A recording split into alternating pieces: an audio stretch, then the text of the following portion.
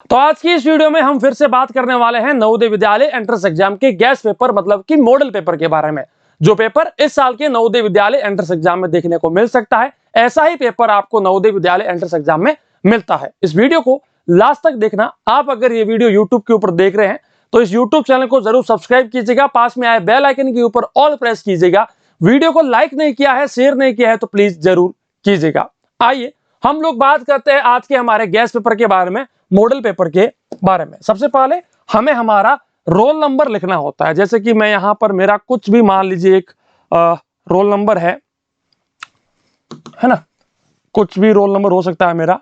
तो मैंने मान लीजिए ये रोल नंबर यहां पर लिख दिया। फिर आपको अपना नाम लिखना है, जैसे कि मैंने मेरा नाम यहां पर लिख दिया। फिर आपको अपने हस्ताक्षर यहां पर करने हैं। चलिए भाई साहब, मैं अपने हस्ताक्षर भी कर लेता हूं। ओके, चलिए इतना हो गया। मैं आपको वैसे ये सारा कॉन्सेप्ट समझा चुका हूं कि नवोदय के एग्जाम में किस प्रकार से अपने को क्या कुछ कहां क्या क्या भरना होता है। ठीक है, यहां पर आपको कुछ निर्देश दिए गए होते हैं कि भाई आपका मानसिक योग्यता है, गणित है, भाषा है, कितने प्रश्न है, कितने अंक के, सब कुछ आपको यहां पर देखने को मिल जाएगा। ओके, चलिए अब इतना हो जाने के बाद हम लोग और आगे बढ़ते हैं इसमें। ठीक है, और आगे बढ़ते हैं। ये इंग्लिश मीडियम की बात हो गई। ओके, तो यहां पर सबसे पहले अपना रोल नंबर लिखना है आपको, जो भी आपका रोल नंबर है भाई। ठीक है, जो भी रोल नंबर है यहां पर आपको अपना नाम भरना है, जो भी आपका नाम है ना। यहां पर आपको अपना नाम भर देना है एंड यहां पर आपको अपने सिग्नेचर डाल देने हैं, जो भी आपके सिग्नेचर है। ठीक है, फिर आपको सेम वो इंस्ट्रक्शंस मिलेंगे जो मैंने आपको इससे पहले बता दिए हैं। सारे इंस्ट्रक्शंस पढ़ देने के बाद सबसे पहला हमारे पास सेक्शन आता है मानसिक योग्यता, मेंटल एबिलिटी। ओके, चलिए अब हम लोग बात करते हैं मानसिक योग्यता के बारे में। सबसे पहले खंड में ओड वन आउट वाले प्रश्न। ओड वन आउट क्या होता है भाई? ओड वन आउट में क्या होता है? चार आकृतियां, चार फिगर आपको देखने को मिलते हैं। चार फिगर में से एक फिगर ऐसा होता है जो बाकी सबसे भिन्न मतलब कि डिफरेंट होता है। ओके, चलिए तो ये क्वेश्चन तो आप आराम से पहले पढ़ लीजिए कि क्वेश्चन आखिर क्या कह रहा है। ठीक है, तो ये पूरा का पूरा क्वेश्चन, सारी की सारी लाइनें आप एक बार पढ़ लीजिए। ये क्या कह रहा है? ये कह रहा है कि एक फिगर जो है वो डिफरेंट है, एक आकृति जो है वो दूसरों से जो है भिन्न है। ओके, उसका हमें चूज करना है। ठीक है, तो मैं यहां पर अपना ज्यादा समय खत्म नहीं करूंगा, बर्बाद नहीं करने वाला। आपको पता है कि आपको यहां पर क्या करना है। ठीक है, सबसे पहले प्रश्न में क्या होगा भाई? आंसर अपना देखिए, ऑप्शन नंबर ए, 1 2 3, 1 2 3 4, मतलब कि यहां पर इसकी तीन तीन साइड है, तीन तीन भुजाएं हैं, लेकिन बाहर वाले के पास चार साइडें हैं। यहां पर इसके पास चार साइड है, यहां पर इसके पास तीन तीन साइड है, तीन तीन भुजाएं हैं। यहां पर चार है, यहां पर पांच है। ठीक है, यहां पर पांच है और यहां पर छह है। ओके, तो आपको यहां पर क्या चीज देखने को मिल रही है? सबसे पहले ऑप्शन में 3 4, मतलब कि अगर चार में से तीन को माइनस करता हूं तो एक आता है। अगर मैं यहां पर पांच में से चार को माइनस करता हूं तो एक आता है, छह में से पांच को माइनस करता हूं तो एक आता है, लेकिन तीन में से चार को माइनस करते तो माइनस का एक आता है। बाकी सब में एक आ रहा है, लेकिन यहां पर माइनस का एक आ रहा है, मतलब कि यहां पर बी अपना एकदम सही उत्तर हो जाता है। तो आइए हम लोग बात करते हैं आज के हमारे दूसरे प्रश्न के बारे में। दूसरे प्रश्न का उत्तर क्या होगा? ये जो ड्रेस आपको दिख रही है, ये बॉडी के ऊपरले हिस्से में पहना जाता है। ओके, बॉडी के ऊपरले हिस्से में पहना जाता है। ये भी ऊपर के हिस्से में पहना जाता है, ये भी ऊपर के हिस्से में पहना जाता है, लेकिन इसको नीचे के हिस्से में पहना जाता है। ओके, तो मतलब कि इसकी अगर हम बात करें, जो पहनने की जो कैटेगरी है वो डिफरेंट है, इस कारण से डी अपना एकदम सही उत्तर हो जाता है। तो आइए बच्चों बात करते हैं आज के हमारे तीसरे प्रश्न के बारे में। क्या होगा? YZ AB CXEF। इसको आप समझिए, Y के बाद क्या आता है? Z आता है। इस A के बाद क्या आता है? B आता है। E के बाद क्या आता है? F आता है। लेकिन C के बाद क्या आता है भाई साहब? D आना चाहिए, लेकिन यहां पर C के बाद X लिख दिया है, इस कारण से C अपना एकदम सही उत्तर हो जाता है। तो आपको समझ में आ गया होगा कि Y के बाद Z आता है, A के बाद B आता है, E के बाद F आता है। ये सब तो अपना एक सेम काम कर रहे हैं, लेकिन ये थोड़ा सा डिफरेंट काम कर रहा है, इस कारण से ये अपना सही उत्तर हो जाता है। आइए भाई बात करते हैं आज के हमारे चौथे प्रश्न के बारे में। चौथा प्रश्न हमें क्या कहता है? देखिए यहां पर क्या हो रहा है कि 1 2 3 4 4 रॉन्ग है, ठीक है, और 2 यहां पर ये दिए हुए 1 और 2, ठीक है, यहां पर 4 यहां पर 2, ठीक है, यहां पर 1 यहां पर भी 2, 1 और 2, ठीक है, यहां पर 4 यहां पर 2 है ना, 1 और 2, यहां पर 1 2 3 4 और 2, 4 और 2। मेरा कहने का मतलब क्या है कि जो आकृति आपको दी गई है, जो फिगर आपको दिया गया है, उसके अंदर क्या है, इंटरनली उसके पास 4 ऑब्जेक्ट है, कोई भी 4 वस्तुएं हैं, मान लीजिए कुछ भी हो सकता है, यहां पर 4 बाहर 2, यहां पर 4 बाहर 2, यहां पर 4 बाहर 2, लेकिन यहां पर क्या हो रहा है, अंदर 1 है बाहर 2 है, मतलब कि अंदर अपने पास 4 होने चाहिए ना, नहीं है, इस कारण से बी अपना एकदम सही उत्तर हो जाता है। तो आइए बात करते हैं भाग संख्या 2 के बारे में, जो कि समान आकृति के बारे में हमसे बात करता है। एक बार इस पूरे प्रश्न को आप देख लीजिए कि भाई ये प्रश्न हमें क्या कह रहा है। सिंपली मैं आपको समझा देता हूं कि ये कह रहा है कि एक समान आकृति, एक सेम फिगर है, वो अपने को बताना है। देखिए मैं आपको बताता हूं, चिन्हित 4 उत्तर आकृति है, समरूप आकृति, ठीक है, समरूप आकृति हमें बतानी है, एग्जैक्टली सेम। ओके, चलिए बात करते हैं इसके बारे में। सबसे पहला 5वां हमारा प्रश्न क्या कहता है भाई, 5वें प्रश्न के अंदर ऐसी की ऐसी आकृति सेम फिगर कहां पर है भाई, सेम फिगर ये रहा भाई साहब बी के पास, तो एकदम सही उत्तर यहां पर अपना हो जाता है। आइए भाई साहब बात करते हैं आज के हमारे 6ठे प्रश्न के बारे में। चलिए भाई 6ठे प्रश्न के बारे में, ऐसी की ऐसी सेम आकृति आपको कहां पर देखने को मिल रही है भाई, ये तो बिल्कुल मैच नहीं कर रही है, ये भी मैच नहीं कर रही है, ये भी मैच नहीं कर रही है, तो ए अपना एकदम सही मैच हो रहा है, एकदम सेम है दोनों की दोनों, इस कारण से ये अपना सही उत्तर हो जाता है। तो आइए भाई बात करते हैं आज के हमारे 7वें प्रश्न के बारे में। 7वां प्रश्न क्या कहता है भाई, ऐसी की ऐसी सेम आकृति कौन सी है भाई, देखिए ये आकृति हो सकती है, लेकिन यहां पर आप देखिए इसके बीच में जो कोण बन रहा है, जो एंगल बन रहा है, वो एंगल जो है वो यहां पर लगभग 90 का है, लेकिन यहां पर 90 का नहीं है, इस कारण से ये अपना गलत हो गया। ये मैच हो सकता है, लेकिन इसके बीच में देखिए स्पेस है थोड़ा सा, है ना, यहां पर स्पेस नहीं है, ये भी गलत हो गया। ये इसके बीच में भी स्पेस नहीं है, तो भाई सी अपना एकदम सही से मैच हो रहा है, दोनों की दोनों एकदम सेम हो रहे हैं। चलिए भाई बात करते हैं आज के हमारे 8वें प्रश्न के बारे में। क्या कहता है भाई आज का हमारा 8वां प्रश्न, ऐसी की ऐसी सेम आकृति कहां पर दी गई भाई, ये तो मैच नहीं कर रही क्योंकि ये छोटा है ये बड़ा है, लेकिन ये देखिए दोनों के दोनों एक ही लाइन में आ रहे हैं, ठीक है, ये भी गलत हो गया, ये भी गलत हो गया। सी अपना एकदम सही से मैच कर रहा है, आप भले ही चेक कर लीजिए, दोनों दोनों एकदम सेम है, एग्जैक्टली मैच कर रहे हैं, ठीक है, तो यही अपने को उत्तर बताना था। भाग संख्या 3 के बारे में बात करते हैं। आज का हमारा तीसरा भाग, क्वेश्चन को सही से पढ़ना आपकी जिम्मेदारी है, एक बार प्रश्नों को सही से बेटा पढ़ लीजिए, बहुत ही महत्वपूर्ण है। जब आप इस पूरे प्रश्न को पढ़ लेते हैं तो आपको इसमें एक चीज देखने को मिलती है, बिना दिशा को परिवर्तित किए आकृति के पैटर्न को पूरा कर दे, विदाउट चेंजिंग द डायरेक्शन, जो पैटर्न को कंप्लीट कर दे उसको चूज करना है, मतलब कि पैटर्न कंप्लीशन वाले ये क्वेश्चन हमारे से पूछे जा रहे हैं। यानी कि यहां पर एक भाग हमें खाली छोड़ के दिया गया है, एक पार्ट जो है वो मिसिंग है, वो क्या होगा वो अपने को बताना है। देखिए भाई सिंपल सी बात है, यहां से एक लाइन जाएगी, गोला बनेगा, फिर से लाइन जाएगी, फिर से गोला बनेगा, फिर से लाइन जाएगी, फिर से गोला बनेगा, सेम ऐसा कैसा बन गया।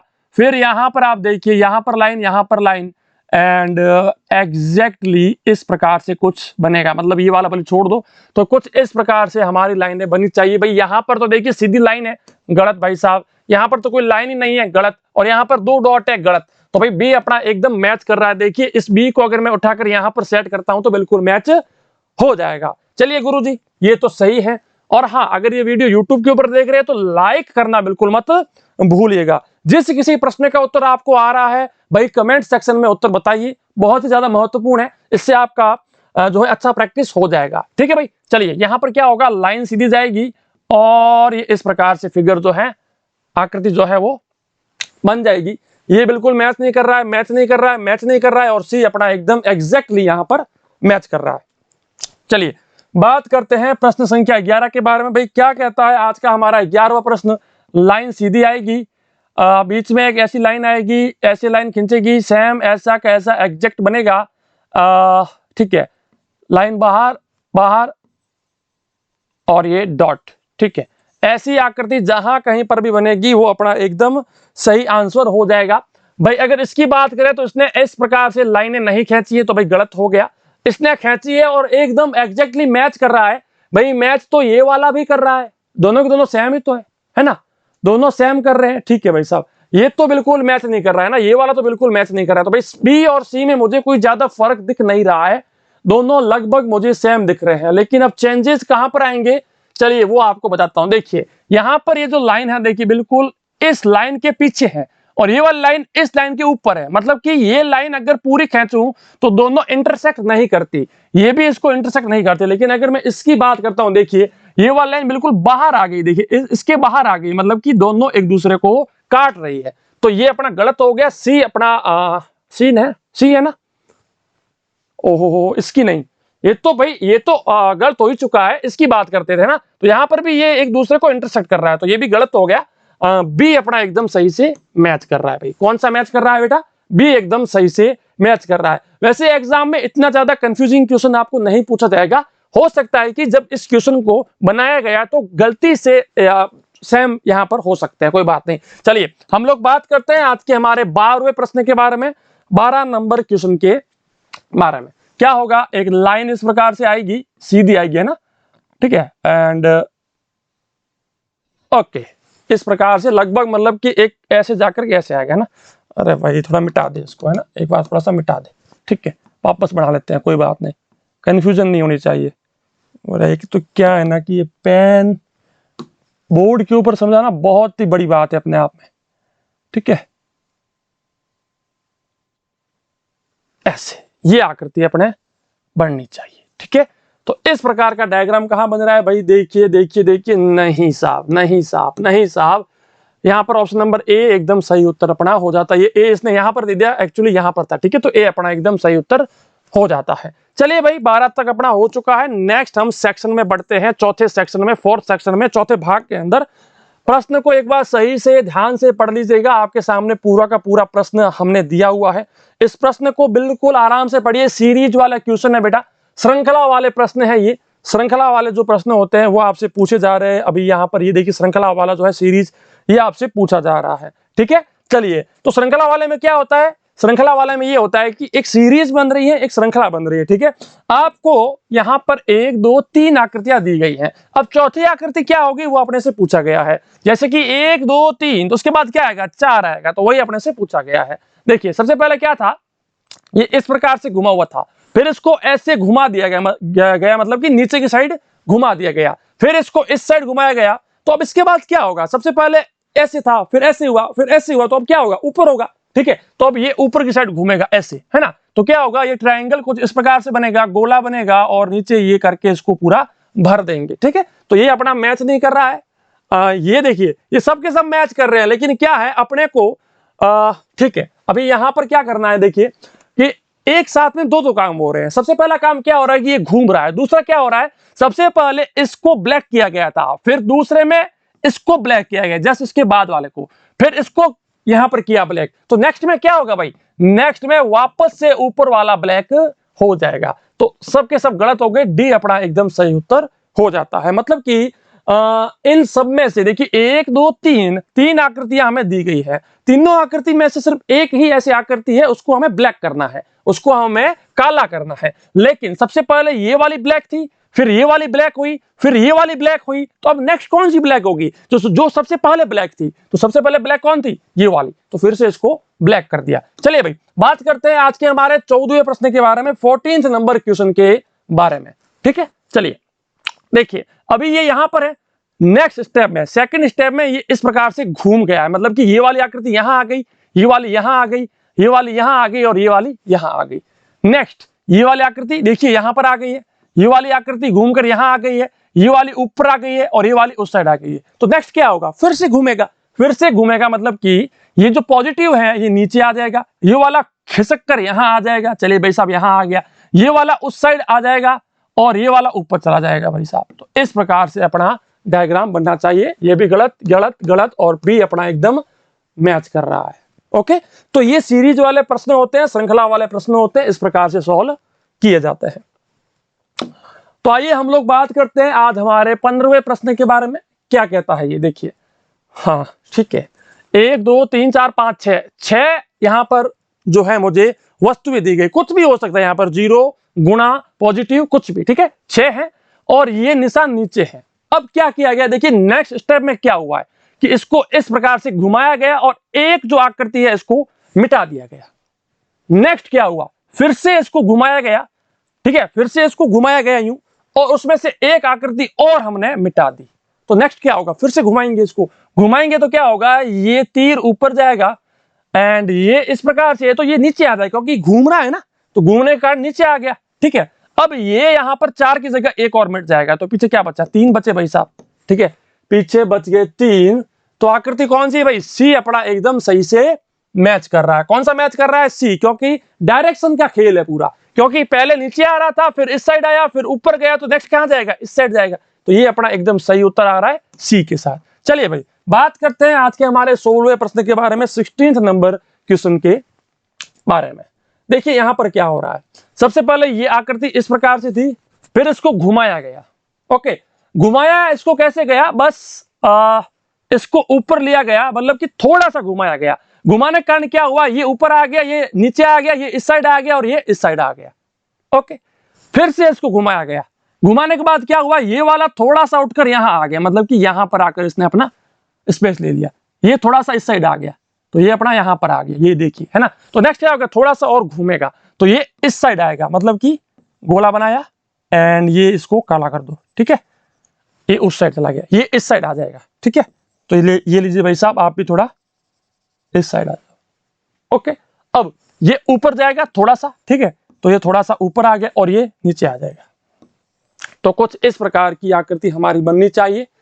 लगभग सारे के सारे मैच कर रहे हैं, ठीक है, लेकिन ये जो गोला बना हुआ है इसका राइट साइड वाला दाईं ओर का जो भाग है उसको हमें ब्लैक करना है, ठीक है। इसका लेफ्ट वाला ब्लैक है, गलत, इसका राइट वाला है, ठीक है भाई साहब, इसका भी राइट है, इसका तो कुछ है ही नहीं, ठीक है। अब बी या सी में से कोई अपना उत्तर होगा, लेकिन अपना एग्जैक्टली मैच कौन सा होगा, देखिए नीचे वाला जो गोला है उसका लेफ्ट वाला, मतलब कि बाईं ओर वाला ब्लैक करना है, लेकिन इसने दाईं ओर का ब्लैक किया है और इसने सही किया है, तो बी अपना एकदम मैच हो रहा है। तो बहुत सारे मतलब एक एक जो बिंदु होता है ना उसको भी हमें देखना पड़ता है। चलिए भाई बात करते हैं आज के हमारे 5वें प्रश्न के बारे में।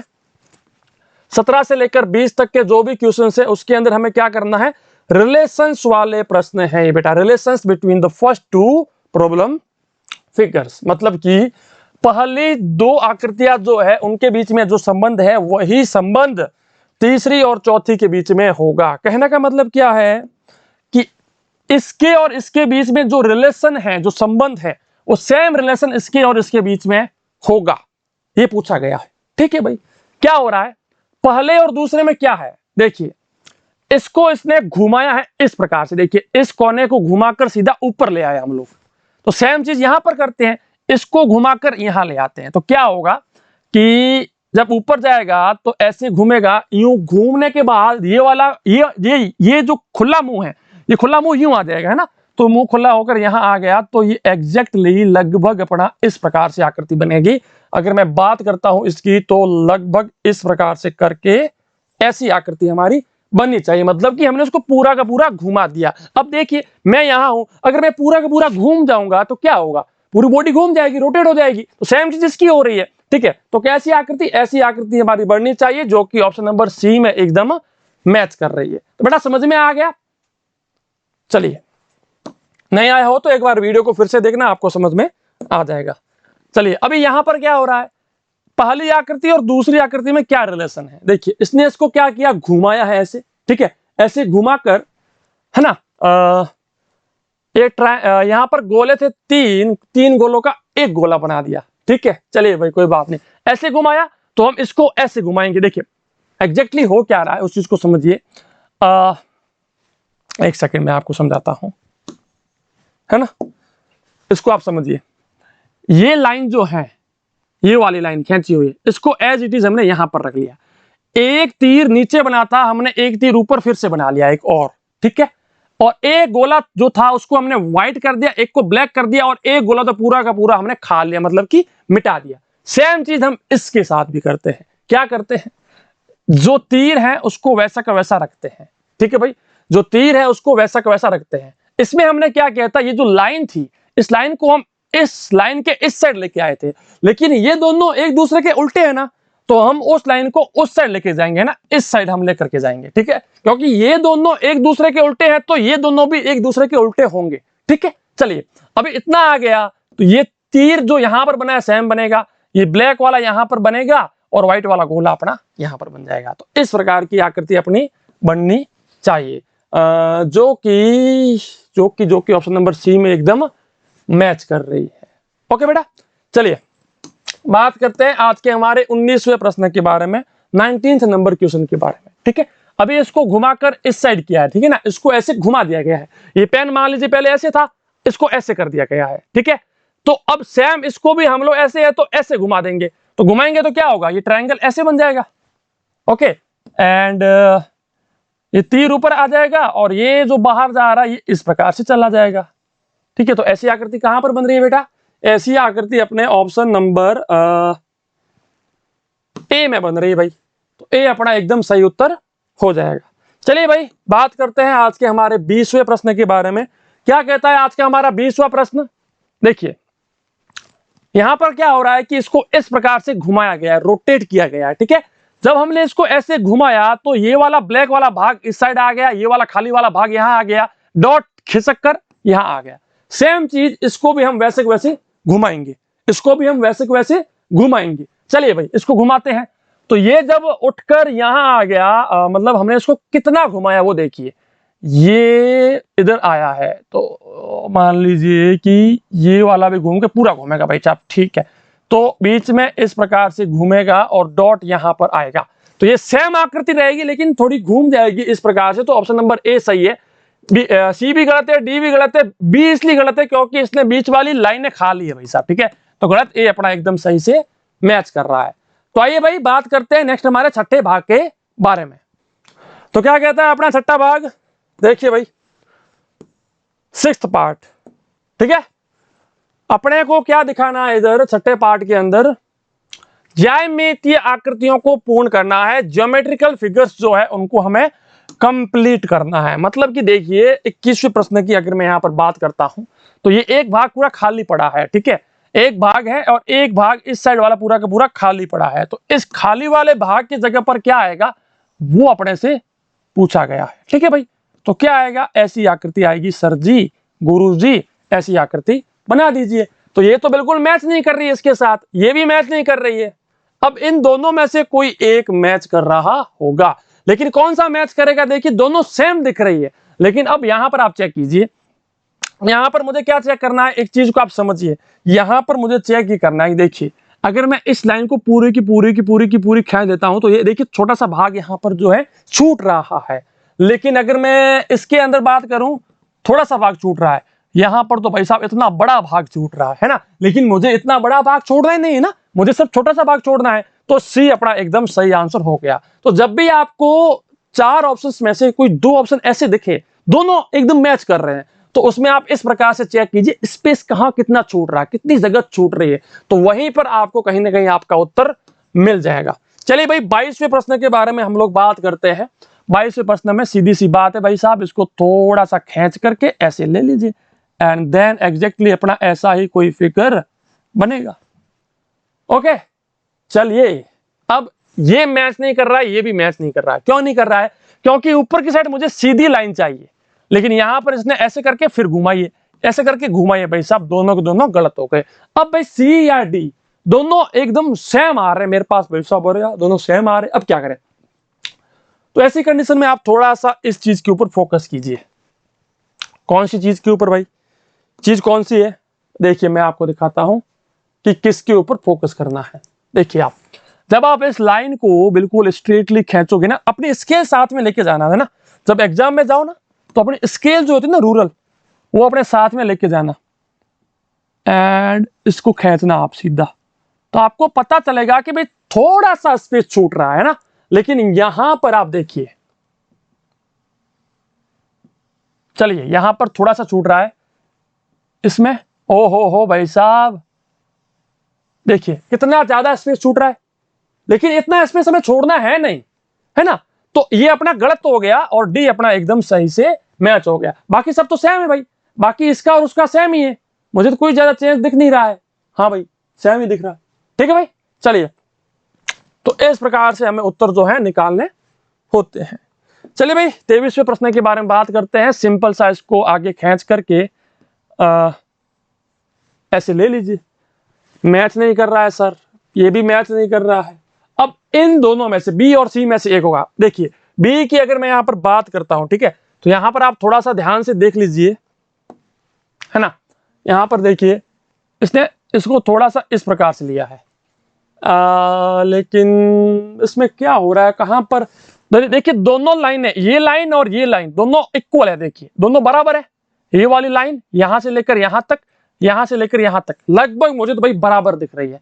लेकिन अगर मैं इन दोनों में बात करता हूं तो ये वाली लाइन और ये वाली लाइन, ये छोटी लाइन है, ये बड़ी लाइन है ना, ये छोटी बड़ी है और ये यहां पर दोनों एग्जैक्ट इक्वल। देखिए ऐसे ही निकलेगा जब आपको दोनों ऑप्शन बिल्कुल सेम दिखे ना, तो इस प्रकार से आप एक ऑप्शन को काट देना, दूसरा ऑप्शन आपका ऑटोमेटिक उत्तर बन जाएगा।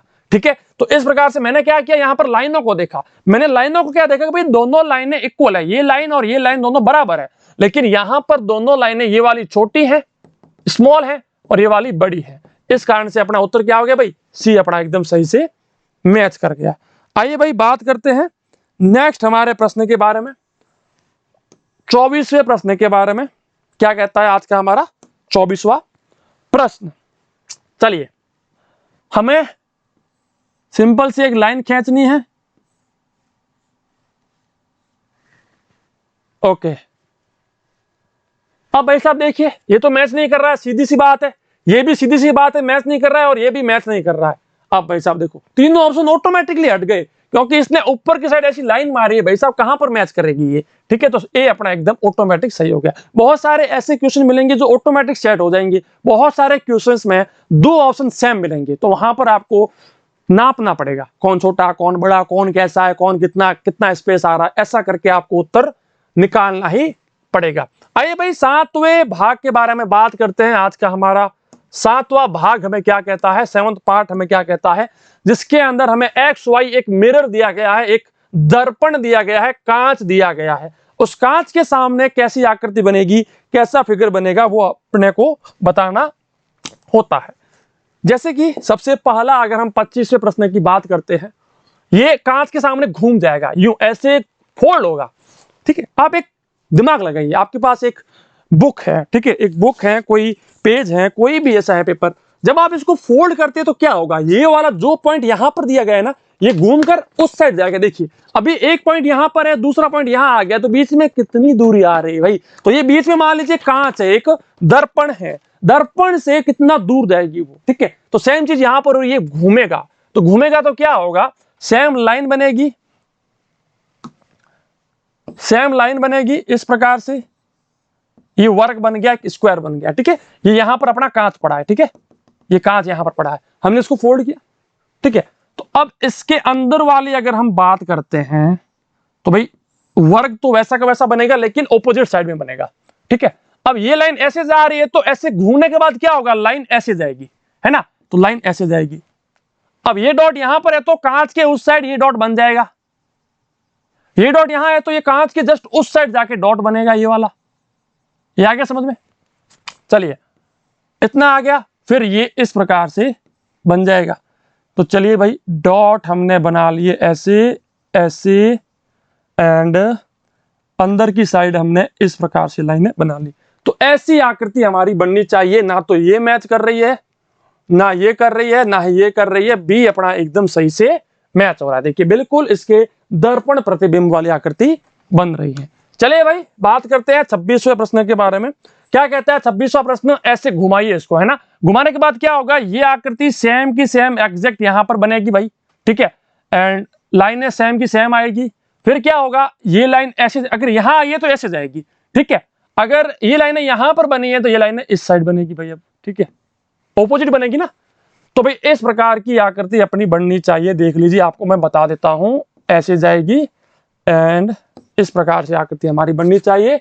जो कि ऑप्शन नंबर ए गलत है, बी गलत है, सी भी गलत है, डी अपना एकदम मैच कर रहा है। देखिए एकदम मैच कर रहा है, क्योंकि एक क्यों मैच नहीं कर रहा, क्योंकि एक के बीच में अपने लाइन ऐसे नहीं खींची है ना, तो ये गलत हो गया। इसने पता नहीं ये यहां पर क्या कर दिया, गलत हो गया। सी इसलिए मैच नहीं कर रहा है क्योंकि सी ने ये वाली लाइनें यहां ना खींचकर यहां पर खींच ली, ठीक है, इस कारण से सी भी गलत हो गया, तो डी अपना एकदम मैच कर रहा है। आइए भाई बात करते हैं आज के हमारे 27वें प्रश्न के बारे में। क्या कहता है 27वां प्रश्न, ऐसे घुमाएंगे बेटा इसको, तो ये जो इस साइड आ रहे हैं ना वो उस साइड जाएगी, ठीक है, ऐसे जाएगी, ठीक है। अब नीचे से ऐसे बन रही है फिगर, ठीक है, नीचे से एंड ऊपर जा रही है, तो अगर ये इस साइड जा रही है तो मिरर के उस साइड में उस साइड जाएगी, यानी कि ऑपोजिट हो जाएगी, उल्टी हो जाएगी, ठीक है। चलिए भाई, तो ये ऐसे हो जाएगी, है ना। अगर सेम है दोनों तो दोनों के दोनों सेम डायरेक्शन में ही जाएगी, अगर सेम में है तो पहले से। इस प्रकार की आकृति जहां कहीं पर भी बनेगी भाई साहब, ए गलत है, बी गलत है, सी गलत है, डी एकमात्र ऑप्शन है जो अपना एकदम मैच कर रहा है। ओके बेटा, चलिए बात करते हैं 28वें प्रश्न के बारे में। राम इस प्रकार से लिखा हुआ है, राम जब उल्टा होगा इस प्रकार से तो ऐसे ये बन जाएगा, एंड ये वाला जो ऐसे जा रहा है वो उस साइड जाएगा उल्टा, ठीक है। ये ऐसे जा रहा है तो ये ऐसे जाएगा भाई, एंड ये आर ऐसे जा रहा है ना, तो आर वहां से जाएगा उल्टा, है ना, मतलब कि पूरा उल्टा हो जाएगा, घूम जाएगा ये, ठीक है भाई। तो इस प्रकार से अपना काम हो जाएगा, जो कि ऑप्शन नंबर कौन सा है भाई, ऑप्शन नंबर डी अपना एकदम सही उत्तर हो रहा है। चलिए बेटा बात करते हैं 8वें भाग के बारे में, 8th पार्ट के बारे में, जहां पर अपने को एक कागज का टुकड़ा होगा, उसको पंच होल्ड पैटर्न, मतलब कि पहले उसको फोल्ड किया गया, जैसे कि ये एक मैं कागज लेता हूं, उसको सबसे पहले मैंने ऐसे घुमाया, फिर ऐसे घुमाया, फिर इसको काटा, तो खोलने के बाद कैसी आकृति बनेगी वो अपने को बताना होता है, ठीक है भाई। चलिए कोई बात नहीं, ये भी बड़े आसान प्रश्न होते हैं, ठीक है भाई। तो जो बच्चे इंग्लिश मीडियम के भाई, क्वेश्चन को पढ़ने की जिम्मेदारी आपकी है, सही से पढ़ लेना, मैं आपको क्वेश्चन बता रहा हूं। आज का हमारा 29वां प्रश्न क्या कहता है भाई, सबसे पहले पेपर को ऊपर फोल्ड किया गया, फिर इस साइड फोल्ड किया गया, फिर इसको ऐसे थोड़ा सा काट दिया गया। अब थोड़ा सा काटा है तो वापस उस साइड खोलेंगे तो ये कटा हुआ भाग इसको भी मिल जाएगा विरासत में। जब नीचे खोलेंगे तो इसको भी विरासत में मिलेगा, यहां पर भी विरासत मिलेगी इसको, और यहां पर भी मिलेगी। तो कुल मिलाकर जो मेरा पेपर होगा बेटा वो कुछ इस प्रकार से बन जाएगा, है ना। हर जगह से थोड़ा थोड़ा कटा हुआ होगा, जो कि ऑप्शन नंबर ए मैच कर रहा है, बिल्कुल एग्जैक्टली एक दूसरे के आमने सामने आ रहे हैं, ठीक है भाई। बात करते हैं 30वें प्रश्न के बारे में। क्या कहता है आज का हमारा 30वां प्रश्न, ऊपर काटिए फिर इस साइड काटिए, मतलब कि काटा नहीं घुमाया है, काट तो यहां पर रहे हैं, अब यहां पर ऐसे काट दिया। जब इसको ऐसे फोल्ड करेंगे ना, घुमाएंगे ना, तो ये सेम लाइन ऊपर जाएगी एंड ऐसे हो जाएगा ये। फिर नीचे की साइड खोलिए वापस, तो क्या खुलेगा, ऐसे खुल जाएगा। ओके, अब ये जो है ये फोल्डिंग भले आप हटा लो वापस, ठीक है। ये जो मार्किंग हमने की ये फोल्डिंग थी, तो सिर्फ कटा हुआ भाग कौन सा है अपना, ये वाला, इतना कटा हुआ भाग है, तो डी अपना एकदम मैच कर रहा है। आइए भाई बात करते हैं आज के हमारे 31वें प्रश्न के बारे में। क्या कहता है आज का हमारा 31वां प्रश्न, सबसे पहले ऊपर होल्ड कीजिए, मतलब फोल्ड कीजिए, फिर इस साइड फोल्ड कीजिए, फिर थोड़ा सा यहां पर ब्लैक ब्लैक मार्क कर दीजिए। ये ब्लैक मार्क इसको विरासत में मिलेगा साथ में, ऐसे ब्लैक, फिर ऐसे ऐसे इसको भी मिल जाएगा। तो अपना एग्जैक्टली क्या आ रहा है भाई, ये पेज है, इस पेज के बीचों बीच इस प्रकार से ये ब्लैक हो जाएगा, ठीक है भाई। तो कौन सा है, ऑप्शन नंबर ए अपना एकदम सही उत्तर हो जाता है, बिल्कुल मैच कर रहा है भाई, ठीक है भाई। चलिए बात करते हैं 32वें प्रश्न के बारे में। सबसे पहले ऊपर फोल्ड किया, फिर इस साइड फोल्ड किया, फिर इसको नीचे फोल्ड करके यहां से काट दिया गया।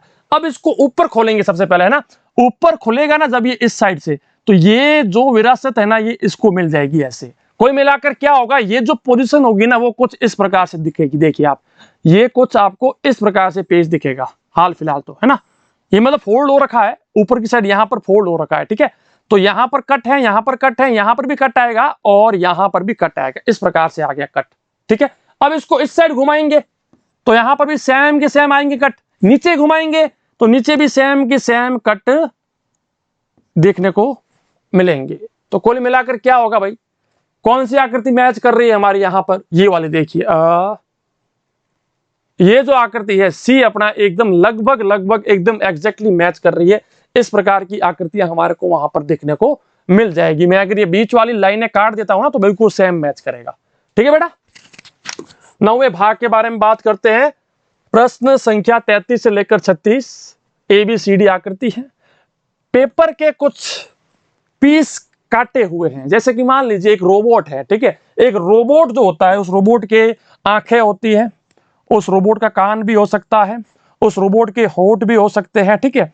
उस रोबोट का हाथ हो सकता है, ठीक है भाई साहब, उस रोबोट का हाथ हो सकता है, उस रोबोट के पैर हो सकते हैं। अगर मैं आपको उसके हाथ, पैर, आंख, कान सब खोल खोल के दे दूं और मैं आपको बोल लूं कि उस रोबोट को वापस बनाओ, तो आप उसको जहां पर उसका हाथ सेट करना है वहां पर हाथ सेट करते हैं, जहां पर आंख सेट करनी है वहां पर आंख सेट करते हैं। इसी प्रकार से आपको एक ऐसी आकृति दी गई है, ठीक है। मान लीजिए ये 4 पार्ट आपको दिए गए हैं, इन 4 पार्ट को मिलाकर कौन सी आकृति बन सकती है वो आपसे पूछा गया है, ठीक है। तो ऐसे क्वेश्चन सॉल्व करने के लिए आपको एक मेथड बताता हूं, एक शॉर्टकट है। 1 2 3 4 जितने भाग आपको दिए गए हैं उनको मार्किंग दीजिए, 1 2 3 4 कुछ भी वहां पर लिख दीजिए। सबसे पहला भाग, दूसरा भाग, तीसरा भाग, चौथा भाग, मतलब सबके सब मैच कर रहे हैं। यहां पर पहला है, दूसरा है, तीसरा, लेकिन चौथा भाग नहीं है। पहला है, दूसरा है, तीसरा है, चौथा है, लेकिन एक पांचवा एक्स्ट्रा है जो मेरे पास है ही नहीं। ये भी गलत, ये भी गलत, ठीक है। यहां पर तो भाई कुछ भी मैच हो नहीं रहा है, तो अपना ऑप्शन नंबर ए एकदम मैच कर रहा है। चलिए भाई बात करते हैं 34वें प्रश्न के बारे में। पहला, दूसरा, तीसरा और चौथा। ओके भाई, पहला मुझे दिख नहीं रहा है ना, इस प्रकार से नहीं आ रहा है। दूसरा यहां पर अगर पहले की बात करता हूं, ठीक है, यहां पर शायद मैच हो रहा होगा। चौथा यहां पर मैच हो रहा है भाई साहब, ये देखिए सेम आ रहा है। तीसरा जो है वो यहां पर आ रहा है, पहला, तीसरा, चौथा आ गया। अब दूसरा भाई साहब, दूसरा मुझे यहां पर देखने को मिल रहा है, बाकी तो मुझे इसके अंदर ना कुछ मिल रहा है, ना ही इसके अंदर कुछ देखने को मिल रहा है ना।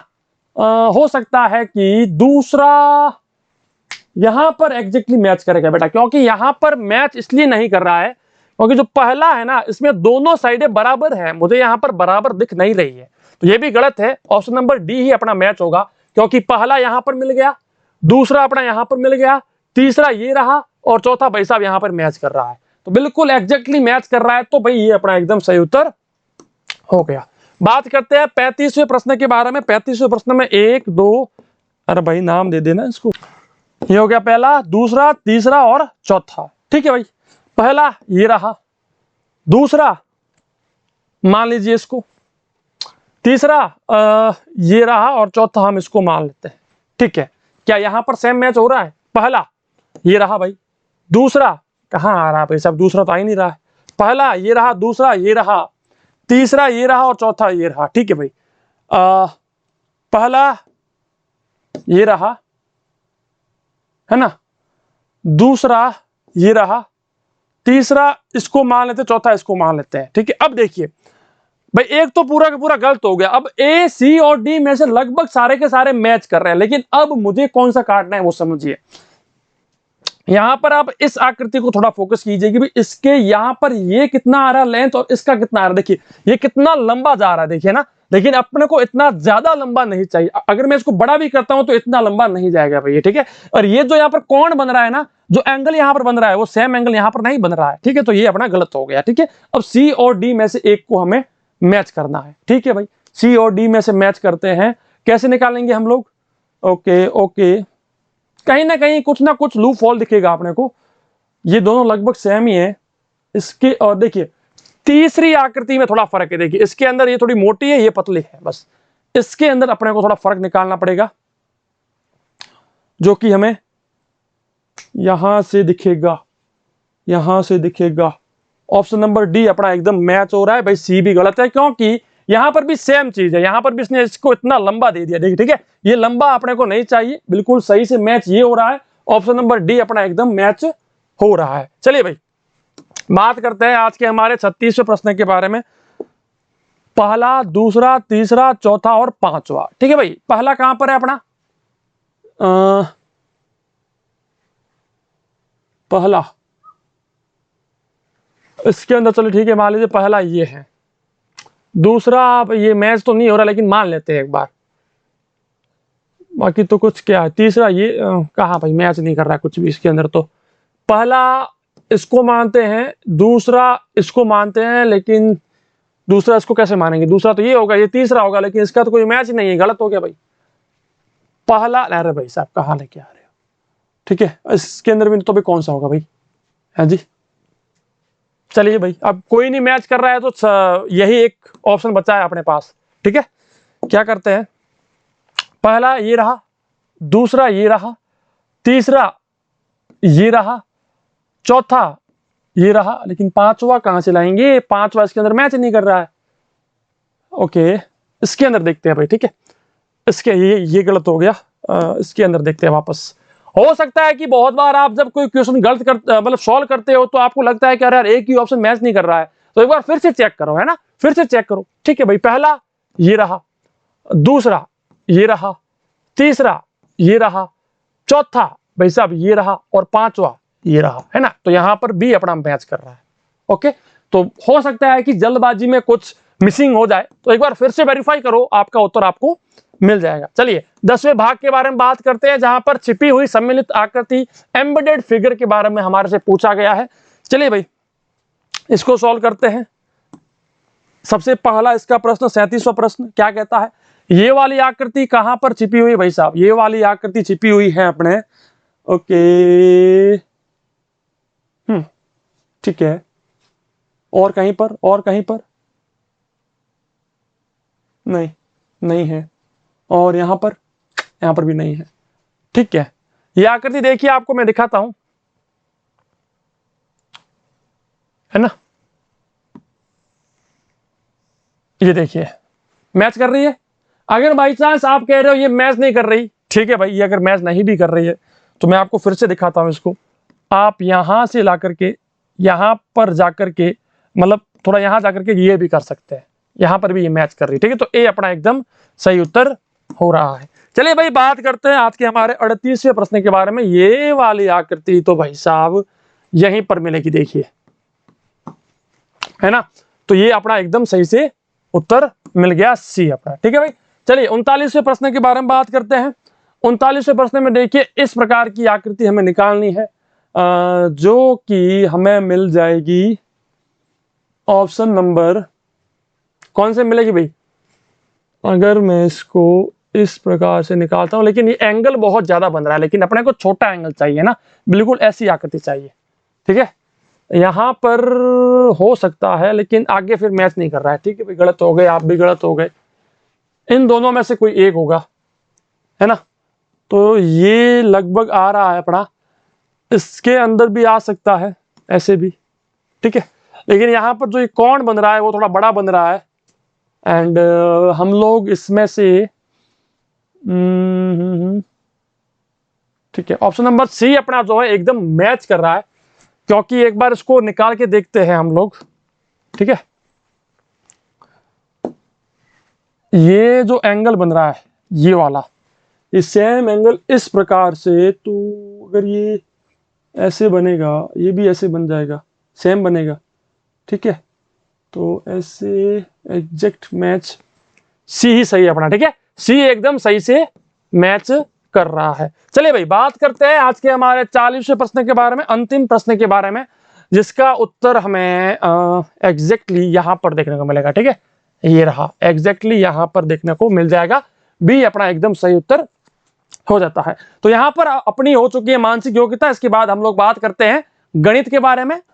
तो अब हम बात करते हैं हमारे मॉडल पेपर की गणित के बारे में, मैथमेटिक्स के बारे में। आइए भाई, मैथमेटिक्स में, गणित में अपने को 20 प्रश्न देखने को मिलते हैं। 20 प्रश्न के लिए अपने को 4 ऑप्शन दिए गए होते हैं, जो सही उत्तर है उसको हमें बताना होता है। चलिए, आज का हमारा सबसे पहला प्रश्न, जिस प्रश्न का उत्तर आपको आ रहा है, आप अगर ये वीडियो यूट्यूब के ऊपर देख रहे हैं तो कमेंट सेक्शन में अपना उत्तर जरूर बताइएगा। चलिए भाई, निम्नलिखित में से कौन सी संख्या सबसे छोटी है?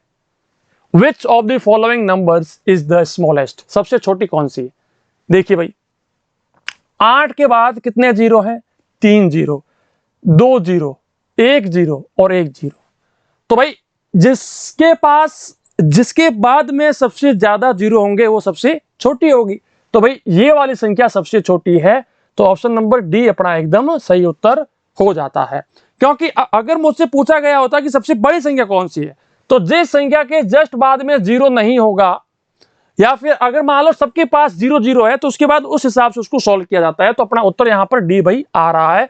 वैसे इसकी सारी ट्रिक हमने हमारे कंप्लीट कोर्स के अंदर समझाई हुई है आपको। चलिए 42वां प्रश्न, the smallest 4 digit even number formed by the digits 0 1 2 and 3, अंकों 0 1 2 और 3 से बनने वाली 4 अंकों की सबसे छोटी सम संख्या कौन सी है? ठीक है, सम संख्या अपने को बनानी है, इवन नंबर मुझे यहां पर बनाना है। क्या होगा भाई? छोटा बनाना है तो 1 0 3 और 2। ठीक है, सम बनाना है तो ये आएगा। अगर सबसे छोटी संख्या पूछा गई है तो ये आएगा। ठीक है, सबसे छोटी तो ये आएगी, लेकिन मुझे सबसे छोटी सम पूछी गई है तो भाई ये उत्तर अपना होगा। क्योंकि सम संख्या क्या होती है? सम संख्या मतलब कि जिसका एक अंक 0 2 4 6 या 8 हो, तो भाई इसका 2 आ गया तो भाई ये अपना सही उत्तर हो जाता है। चलिए भाई बात करते हैं आज के हमारे तीसरे प्रश्न के बारे में, मतलब कि 43rd प्रश्न के बारे में। क्या कहता है भाई? 6/6 के साथ 6 को जोड़िए, 6 को गुणा कीजिए और 6 को माइनस कीजिए, इसका सरलीकरण क्या होगा? सिंप्लीफिकेशन हमसे पूछा गया है। सबसे पहले 6 का भाग दे दो तो 1 आ गया। 6 × 6 क्या होता है? 36 आता है। Okay, 6 36 minus 6। ठीक है, 36 और 1 37 में से 6 गया, 31 अपना उत्तर आना चाहिए। सी अपना एकदम सही उत्तर हो जाता है। तो आइए भाई बात करते हैं आज के हमारे 47वें प्रश्न के बारे में, 47th नंबर क्वेश्चन के बारे में। 1 सेंटीमीटर बराबर 10 मिलीमीटर, तो 1 घन सेंटीमीटर बराबर क्या होगा? Cubic centimetre. इसका मतलब क्या होता है? क्यूबिक का मतलब क्यूब होता है, घन होता है ना भाई। तो इसका मतलब क्या होगा? देखिए, अगर 1 सेंटीमीटर बराबर अगर 10 मिलीमीटर है ना, 10 मिलीमीटर है, तो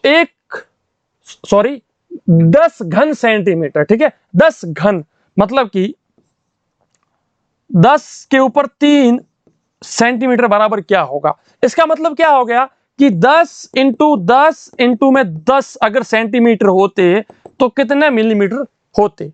या फिर तो 10 घन सेंटीमीटर क्या होगा, कितना होगा, वो अपने से पूछा गया है। ठीक है भाई, अगर मैं इसको क्यूबिक मिलीमीटर में निकालना चाहता हूं, है ना, तो मेरे पास क्या आएगा?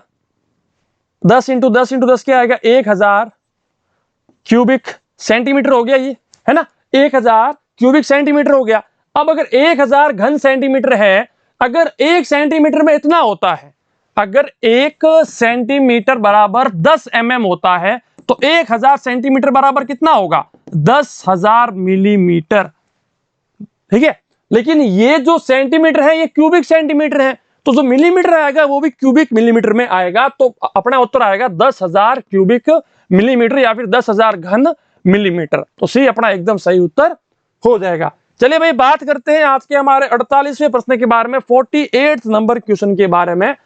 क्या कहता है? एक आदमी अपने दोस्त से 600 रुपए उधार लेता है। वह 8 महीने के बाद 8% प्रति वर्ष की दर से साधारण ब्याज के साथ इसे वापस भुगतान करने के लिए सहमत है। वह कितनी राशि वापस करेगा? A man borrows 600 from his friend.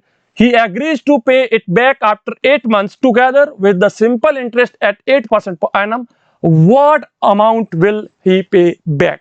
चलिए भाई इसको भी सॉल्व करते हैं। सिंपल इंटरेस्ट जो होता है ना, साधारण ब्याज, उसका फॉर्मूला होता है PRT/100। PRT/100 मतलब क्या होता है?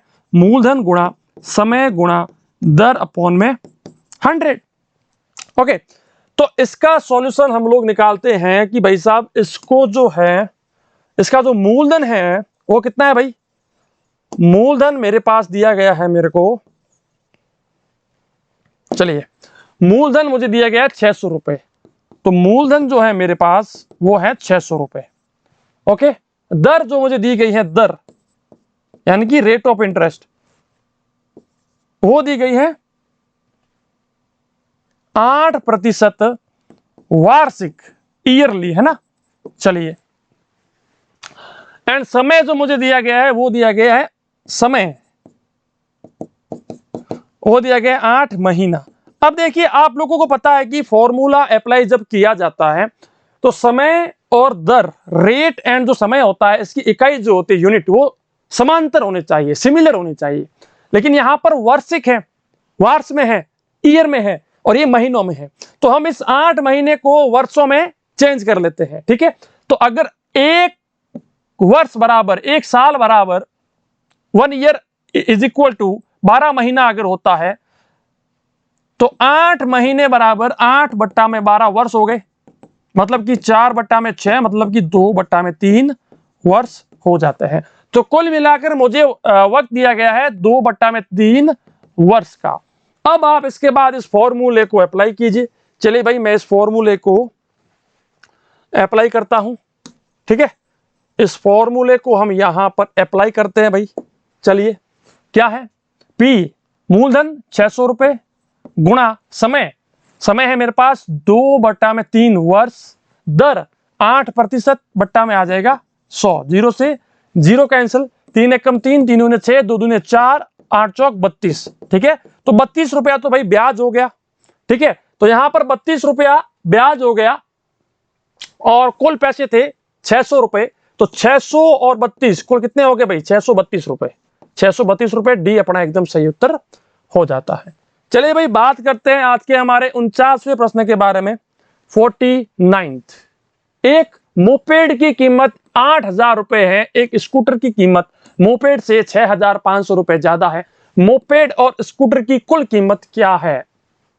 ठीक है भाई, a moped cost 8,000, a scooter cost 6,500 more than the moped, moped कह दो, मोपेड कह दो। ठीक है भाई, what is the total cost of moped and scooter? ठीक है, दोनों की कुल कॉस्ट कितनी होगी?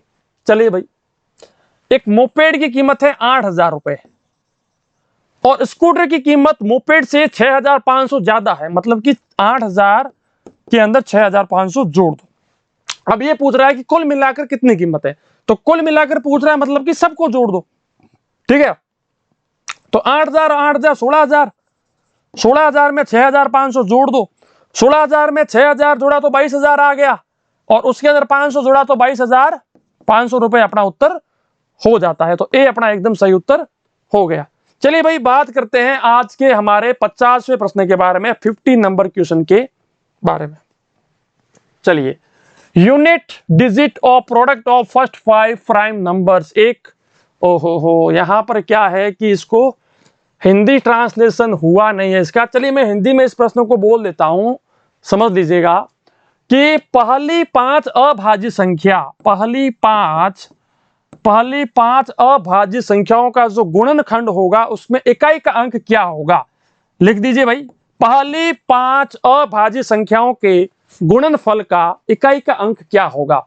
सबसे पहले ये देखिए कि फर्स्ट 5 प्राइम नंबर्स कौन कौन से हैं? 2, 3, 5, 7 और 11। 1 2 3 4 5। ओके, सबसे पहले 2 है, फिर 3 है, फिर 7 है, फिर 5 है, फिर है 11। अब इन सबको मल्टीप्लाई कीजिए, गुणा कीजिए, 6। ठीक है, एंड यहां पर 5 × 7 × 11 फिर से लिखिए, 6 पंजे की 30, 6 पंजे की क्या आ गया, 30 आ गया भाई। अब इस 30 को भले किसी के साथ भी आप मल्टीप्लाई कर दो, लास्ट में अपने को 0 ही मिलेगा, इकाई का अंक अपने को 0 ही मिलेगा। तो सी अपना एकदम सही उत्तर हो जाता है। आइए भाई, बात करते हैं 51वें प्रश्न के बारे में, 51st नंबर क्वेश्चन के बारे में। क्या कहता है भाई ये, द वैल्यू ऑफ दिस, इसका मान क्या होगा? इसका मान अपने को निकालना है। चलिए भाई, कोई बात नहीं, इसको भी सॉल्व करते हैं। तो 5 माइनस, देखिए 2 दूने 4, 4 और 1 5, 5/2। ठीक है, तो 5/2 माइनस 3/4 प्लस 3 दूने 6 और 1 7, 7/2 माइनस 4 एकम 4 और 1 5, 5/4। चलिए, फिर हम इसको सॉल्व करते हैं। 5 माइनस 4, ये आ गया इसका लसअप, 2 का भाग दिया, 10 में से 4, 3 आ गया, प्लस 4, 7 दूने 14 माइनस 5। ठीक है भाई, अब इसको और आगे सॉल्व करते हैं, तो क्या आएगा मेरे पास,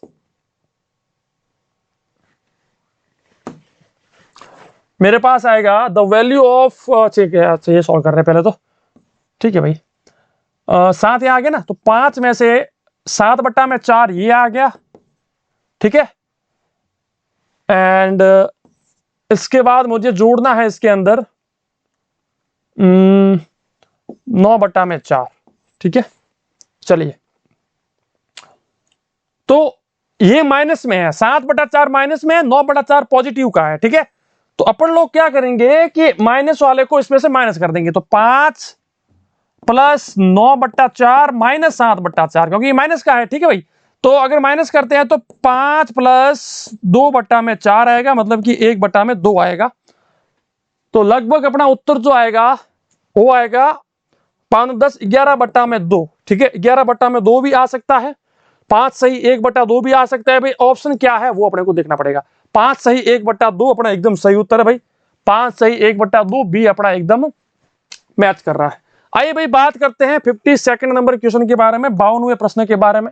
द वैल्यू ऑफ 0.08%, 0.08% का मान क्या होगा। देखिए भाई क्या होगा मान इसका, 0.08%।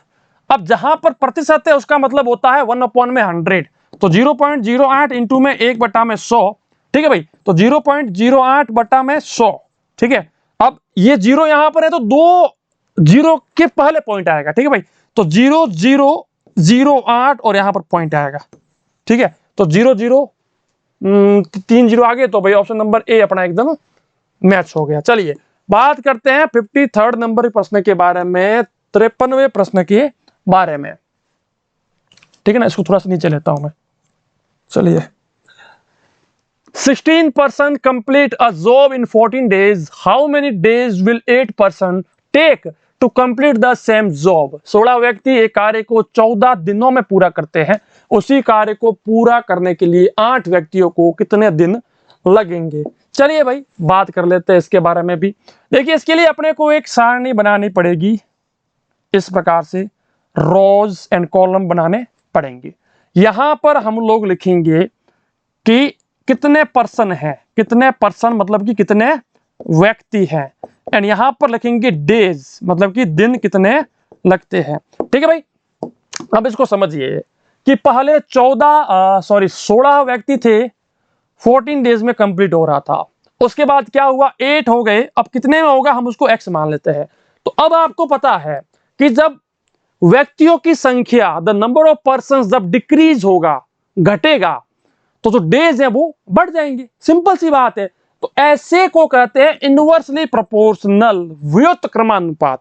एंड जब व्युत्क्रमानुपात क्रमानुपात होता है, ऐसी कंडीशन में क्या होता है, ये इससे मल्टीप्लाई करता है, ये इससे मल्टीप्लाई करता है, ठीक है भाई। क्या हो गया, 16 into 14 is equal to 16 into 14 is equal to 8 into में x, ठीक है भाई। इस प्रकार से ये कंडीशन बन जाएगी। हमने हमारे कंप्लीट कोर्स के अंदर समझाया हुआ है वैसे इस चीज को, ठीक है भाई। चलिए अब इसको सॉल्व करते हैं। क्या होगा, x बराबर, ओ हो ऐसे नहीं भाई साहब, ऐसे नहीं, ऐसे थोड़ा ना कर सकते हो आप हमारे साथ जी, ऐसे नहीं कर सकते हैं, है ना। चलिए तो x बराबर क्या आ जाएगा, 16 इंटू में 14 बटा में 8, 8 दूने 16, 14 दूने में 28, 28 दिन के अंदर काम कंप्लीट हो जाएगा। ए अपना एकदम सही उत्तर हो जाता है। चले और आगे बढ़े, बात करते हैं 54वें प्रश्न के बारे में, 54th नंबर क्वेश्चन के बारे में। The ratio between length and breadth of a rectangular plot is 5:3 respectively and its perimeter is 48 metre. What will be its area in square metre. एक आयताकार भूखंड की लंबाई और चौड़ाई के बीच का अनुपात जो है वो 5:3 है और इसका परिमाप है 48 मीटर। इसका क्षेत्रफल वर्ग मीटर में क्या होगा बताइए। सिंपल सा है भाई, उनका रेशियो हमें दिया गया है, ठीक है भाई, लेंथ एंड ब्रेड्थ, ठीक है भाई, लेंथ एंड ब्रेड्थ का रेशियो हमें दिया गया है। मतलब कि जो उसकी लंबाई है और चौड़ाई है, लेंथ एंड ब्रेड्थ हो गई, ठीक है, वो अपने को दी गई है 5:3, ठीक है। और उसका जो पेरीमीटर है, जो परिमाप है, वो दिया गया है 48 मीटर। लेकिन एक आयत जो होता है ना, एक रेक्टेंगल, उसका परिमाप होता है 2 इंटू लंबाई प्लस चौड़ाई, है ना। ये होता है 2 इंटू लेंथ प्लस ब्रेड्थ होता है, ठीक है भाई। तो अपने पास लेंथ मान लीजिए दी गई है, लेंथ मान लीजिए दी गई है 5x, ब्रेड्थ दी गई है 3x। So 2 into 5x plus 3x, that is 2 into 5 and 3 8x, ठीक है, and that is equal to 16x। Okay, लेकिन मुझे इसका 48 ऑलरेडी दिया गया है, सो 16x, ठीक है, 16x is equal to 48, then x is equal to 48 upon में 16 सोड़ती 48, x इज इक्वल टू आ गया 3। ओके, लेकिन मुझे पूछ क्या रहा है, उसका क्षेत्रफल क्या होगा, उसका क्षेत्रफल क्या होगा, ठीक है। चलिए, उसका क्षेत्रफल होगा लंबाई इंटू चौड़ाई, लेंथ इंटू ब्रेड्थ, ठीक है। लेंथ है मेरे पास 5x, लेकिन जो x है उसका मान ये रहा, सो 5 इंटू 3 क्या होता है 15, एंड 3 इंटू 3 क्या होता है 9, सो 15 इंटू में 9 क्या होगा भाई 135 स्क्वायर मीटर, अपना उत्तर डी एकदम सही उत्तर हो जाएगा। चलिए भाई, बात करते हैं आज के हमारे 55 नंबर क्वेश्चन के बारे में, 55वें प्रश्न के बारे में। Sum of place values of all 6 in 63606, ठीक है भाई, संख्या 63606 में 6 के सभी स्थानीय मानों का योग क्या होगा। चलिए भाई, इसको भी सॉल्व कर लेते हैं, कोई बात नहीं, है ना। क्या होगा, इसका स्थानीय मान क्या है भाई 6, 1 2 3 4, तो 1 2 3 4, 6 1 2, ये लीजिए 2, और इसके बाद कोई है नहीं तो ये आ गया। अब इसको सबको जोड़ दीजिए, 6 आ गया, 0 आ गया, 6 आ गया, 0 आ गया और 6 आ गया, 60606, तो ए अपना एकदम सही उत्तर हो जाता है। चलिए भाई, बात करते हैं 56वें प्रश्न के बारे में, 56 नंबर प्रश्न के बारे में। क्या कहता है, What is the difference between the greatest number of 5 digits and the smallest number of 5 digits formed by the digit 0, 1, 5, 6, 9 without repetition is? ठीक है भाई, बिना दोहराव के, मतलब कि किसी भी अंक को 2 बार नहीं लिखना है। 0 1 5 6 9 से बनी 5 अंकों की सबसे बड़ी संख्या और 5 अंकों की सबसे छोटी संख्या के बीच का अंतर क्या होगा।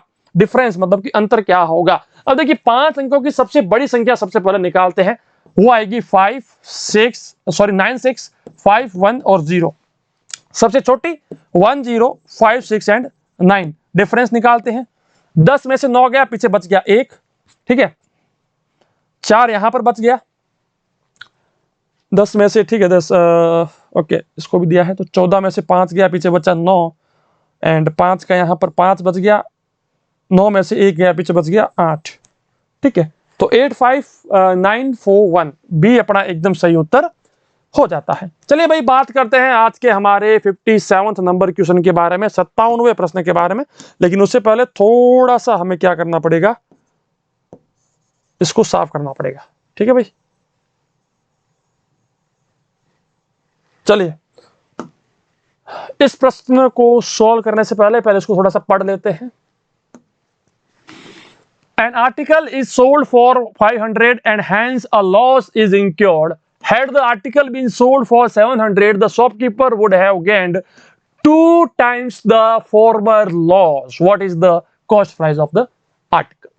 एक वस्तु 500 रुपए में बेची जाती है, इसलिए हानि हो जाती है। अब कितनी हानि होती है पता नहीं, ठीक है।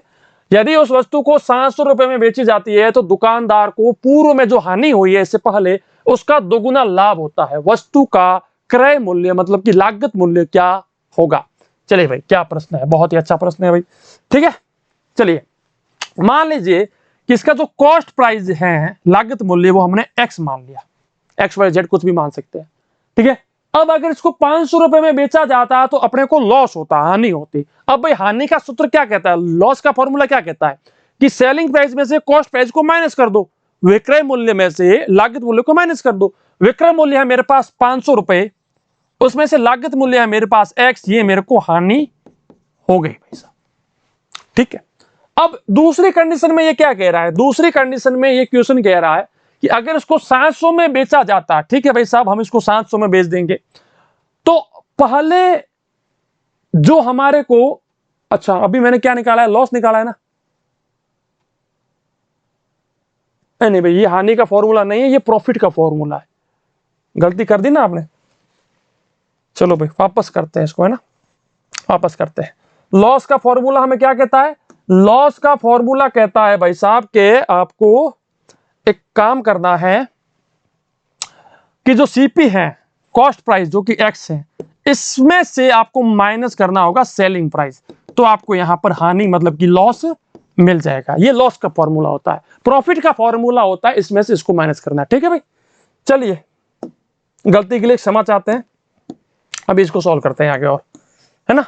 आइए नेक्स्ट क्या होगा कि अब अगर इसको 700 में बेचा गया होता तो मुझे जो पहले हानि हुई है उससे दोगुना लाभ हो जाता। तो भाई हमने इसको 700 में बेचा माइनस हमने किया कॉस्ट प्राइस कि भाई इतने में खरीदा था, इतने में बेचा, तो लाभ मिल जाएगा हमें। अब लाभ कितना हो रहा है, लाभ हो रहा है जो पहले हमें हानि हुई थी उसका दोगुना हमें लाभ हो रहा है।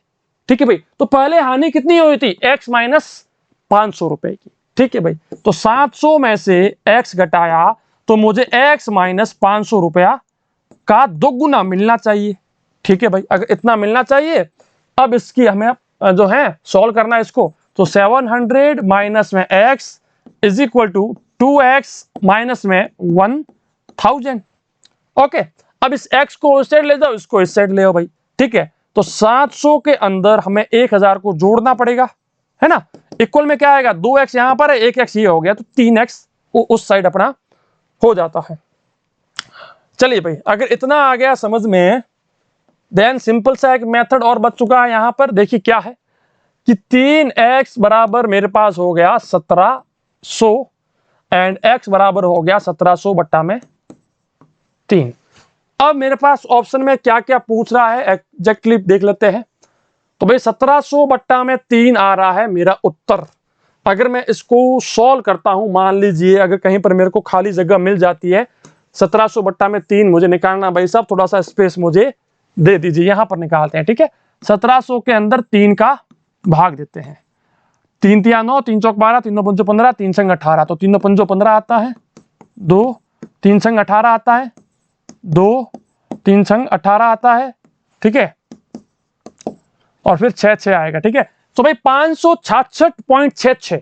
ठीक है भाई, 566.66 जो होता है ना, वो लगभग 567 के बराबर होता है। किसके बराबर होता है, 567 के बराबर होता है, 566.66।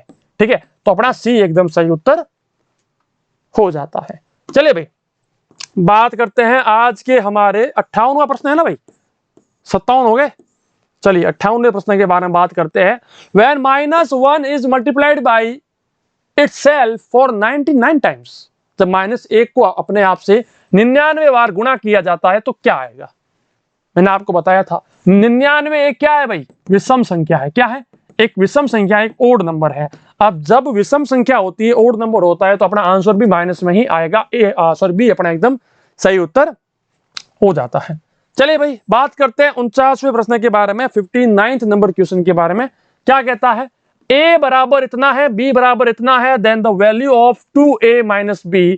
a बराबर इतना, b बराबर इतना, तो इसका मान क्या होगा भाई, बता दीजिए। ठीक है भाई, 2a 2 इंटू a, अब a है मेरे पास 31.36, माइनस में मुझे करना है b 45.36। ठीक है भाई, गुणा कीजिए, 6 दूनी 12, 3 दूनी 6 और 1 7, 2 एकम 2 और 6।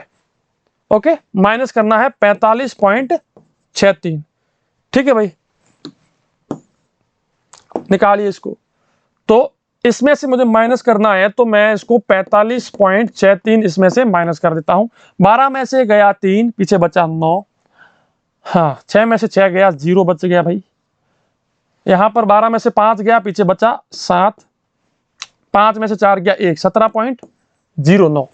तो ए अपना एकदम सही उत्तर हो जाता है। आइए भाई, बात करते हैं आज के हमारे 60वें प्रश्न के बारे में, 60th नंबर क्वेश्चन के बारे में। The length of a rectangular plot of land is 4 times its breadth.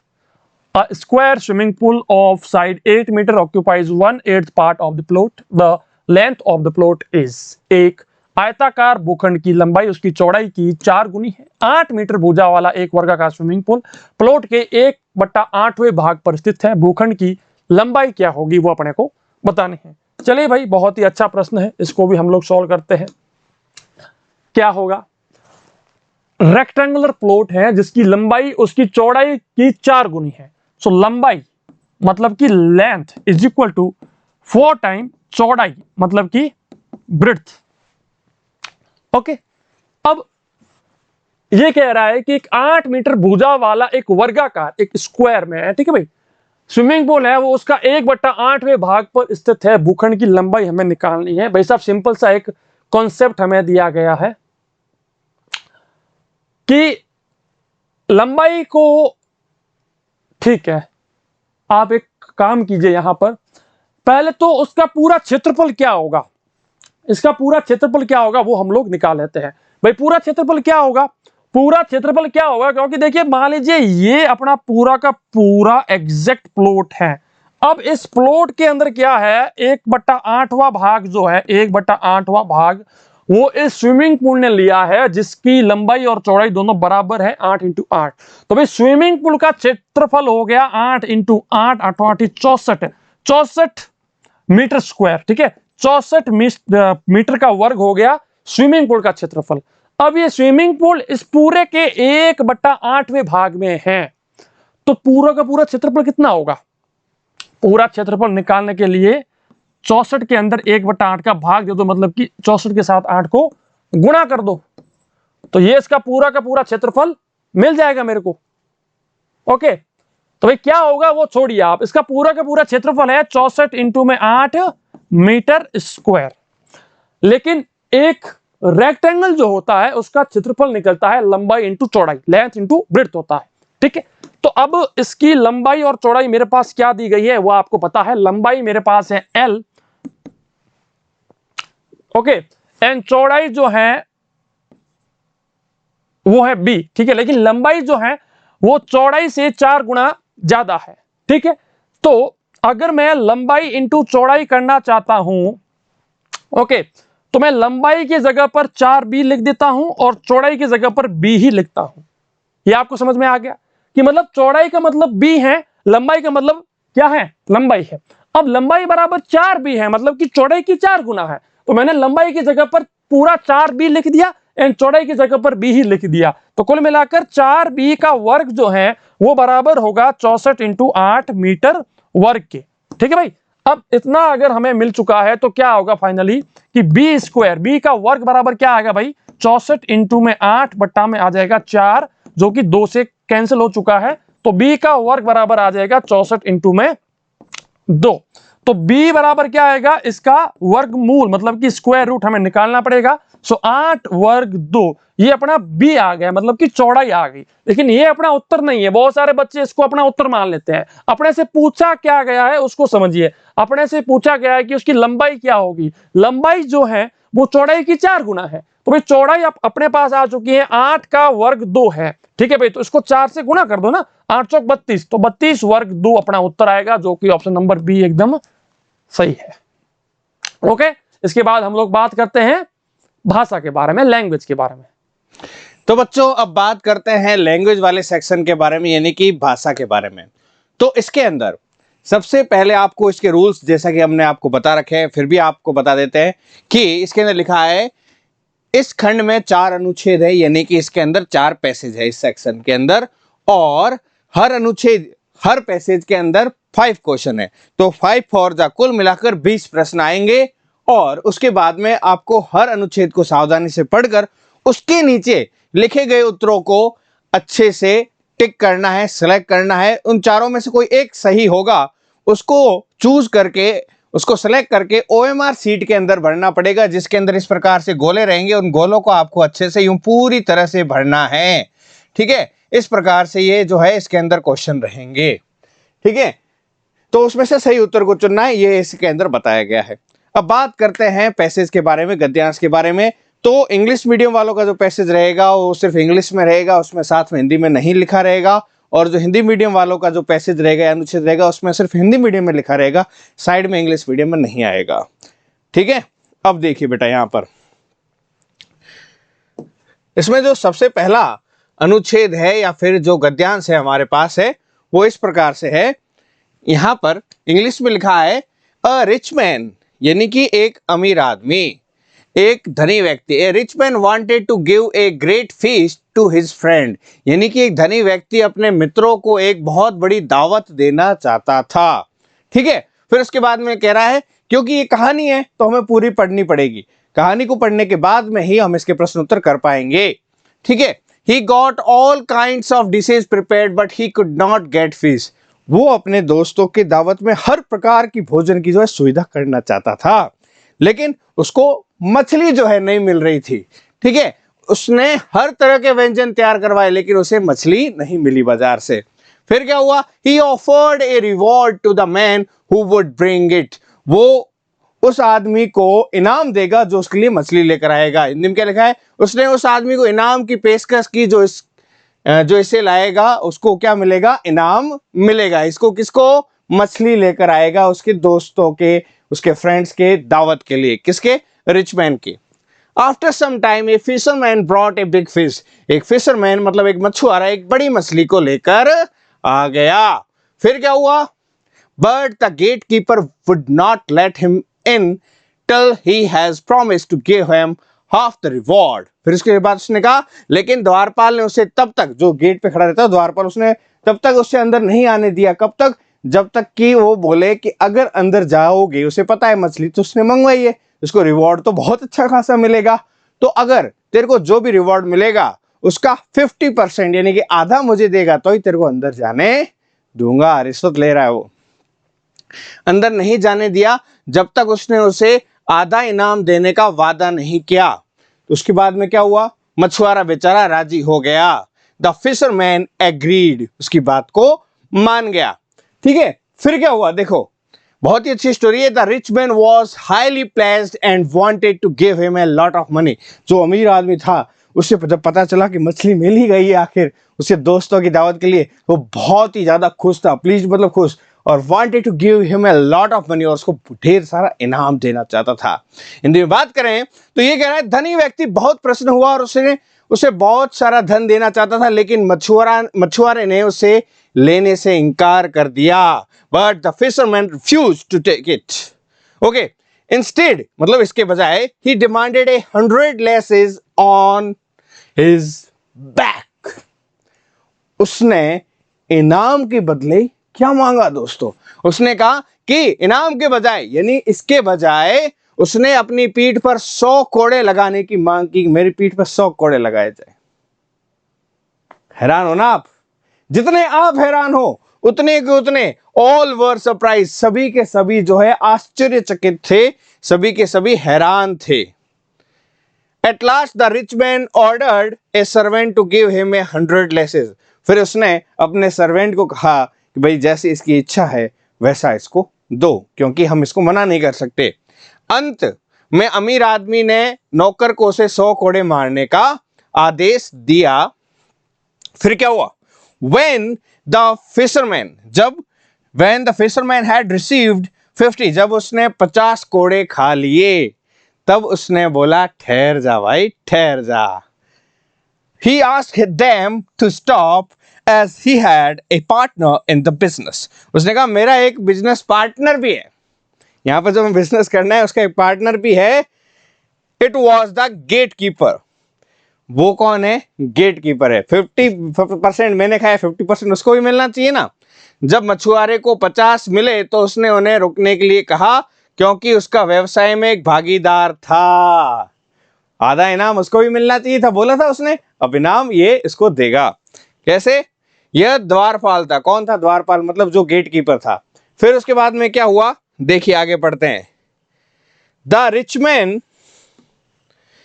Man understands the whole thing. वो सब बात समझ गया कि इसके जो गेट कीपर है इसने इससे रिश्वत लेने की कोशिश की है। He has given the remaining 50 lashes dismissed and lays and dismissed from the service.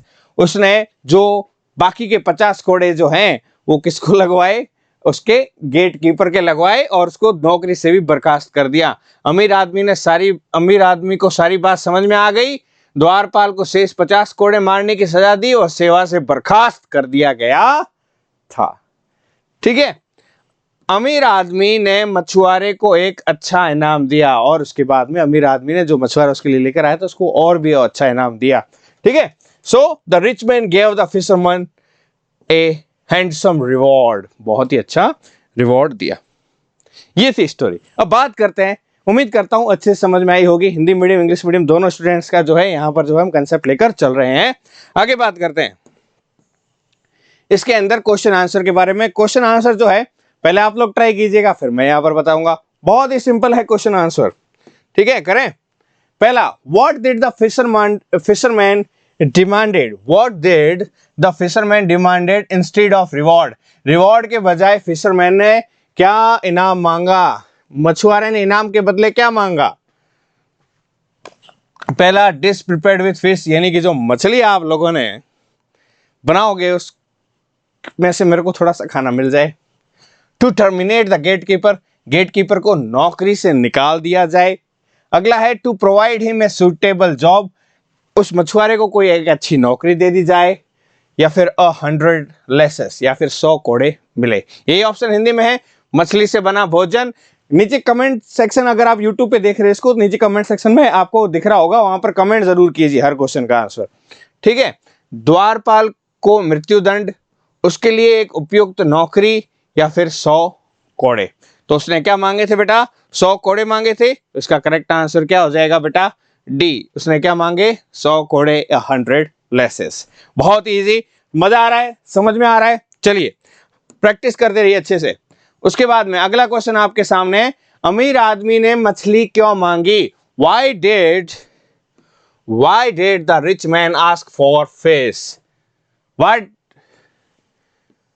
Why did rich man ask for fish? Rich man ने जो है मछली क्यों मांगी, ठीक है। इसके हमारे पास क्या ऑप्शन है। वो अपने दोस्तों को एक बड़ी दावत देना चाहता था। He wanted to give a great feast to his friend, ठीक है। He wanted to start a new business, ना, ठीक है। ये हमें पता है, ये गलत है, बी गलत है। He wanted show generosity towards the fisherman, वो फिशरमैन की तरफ अपनी उदारता दिखाना चाहता था, अपनी दयालुता दिखाना चाहता था, नहीं। He want to know the price of it, वो उसकी जो है प्राइस जानना चाहता था, नहीं, ऐसा नहीं है। ऐसा ये नीचे वाले तीनों क्या है, गलत है। सही कौन सा है, वो अपने दोस्तों को एक बड़ी दावत देना चाहता था। सिंपल है ना पैसेज, बहुत इजी, कर लोगे ना, छोड़ोगे नहीं, क्या करोगे, फोड़ोगे। तो इसका करेक्ट आंसर क्या हो जाएगा बेटा, इसका करेक्ट आंसर हो जाएगा ए। He wanted to give a great feast to his friend, वह अपने दोस्तों को एक बड़ी दावत देना चाहता था, ठीक है बच्चों। आगे बात करते हैं अगले प्रश्न के बारे में, प्रश्न नंबर 63 के बारे में।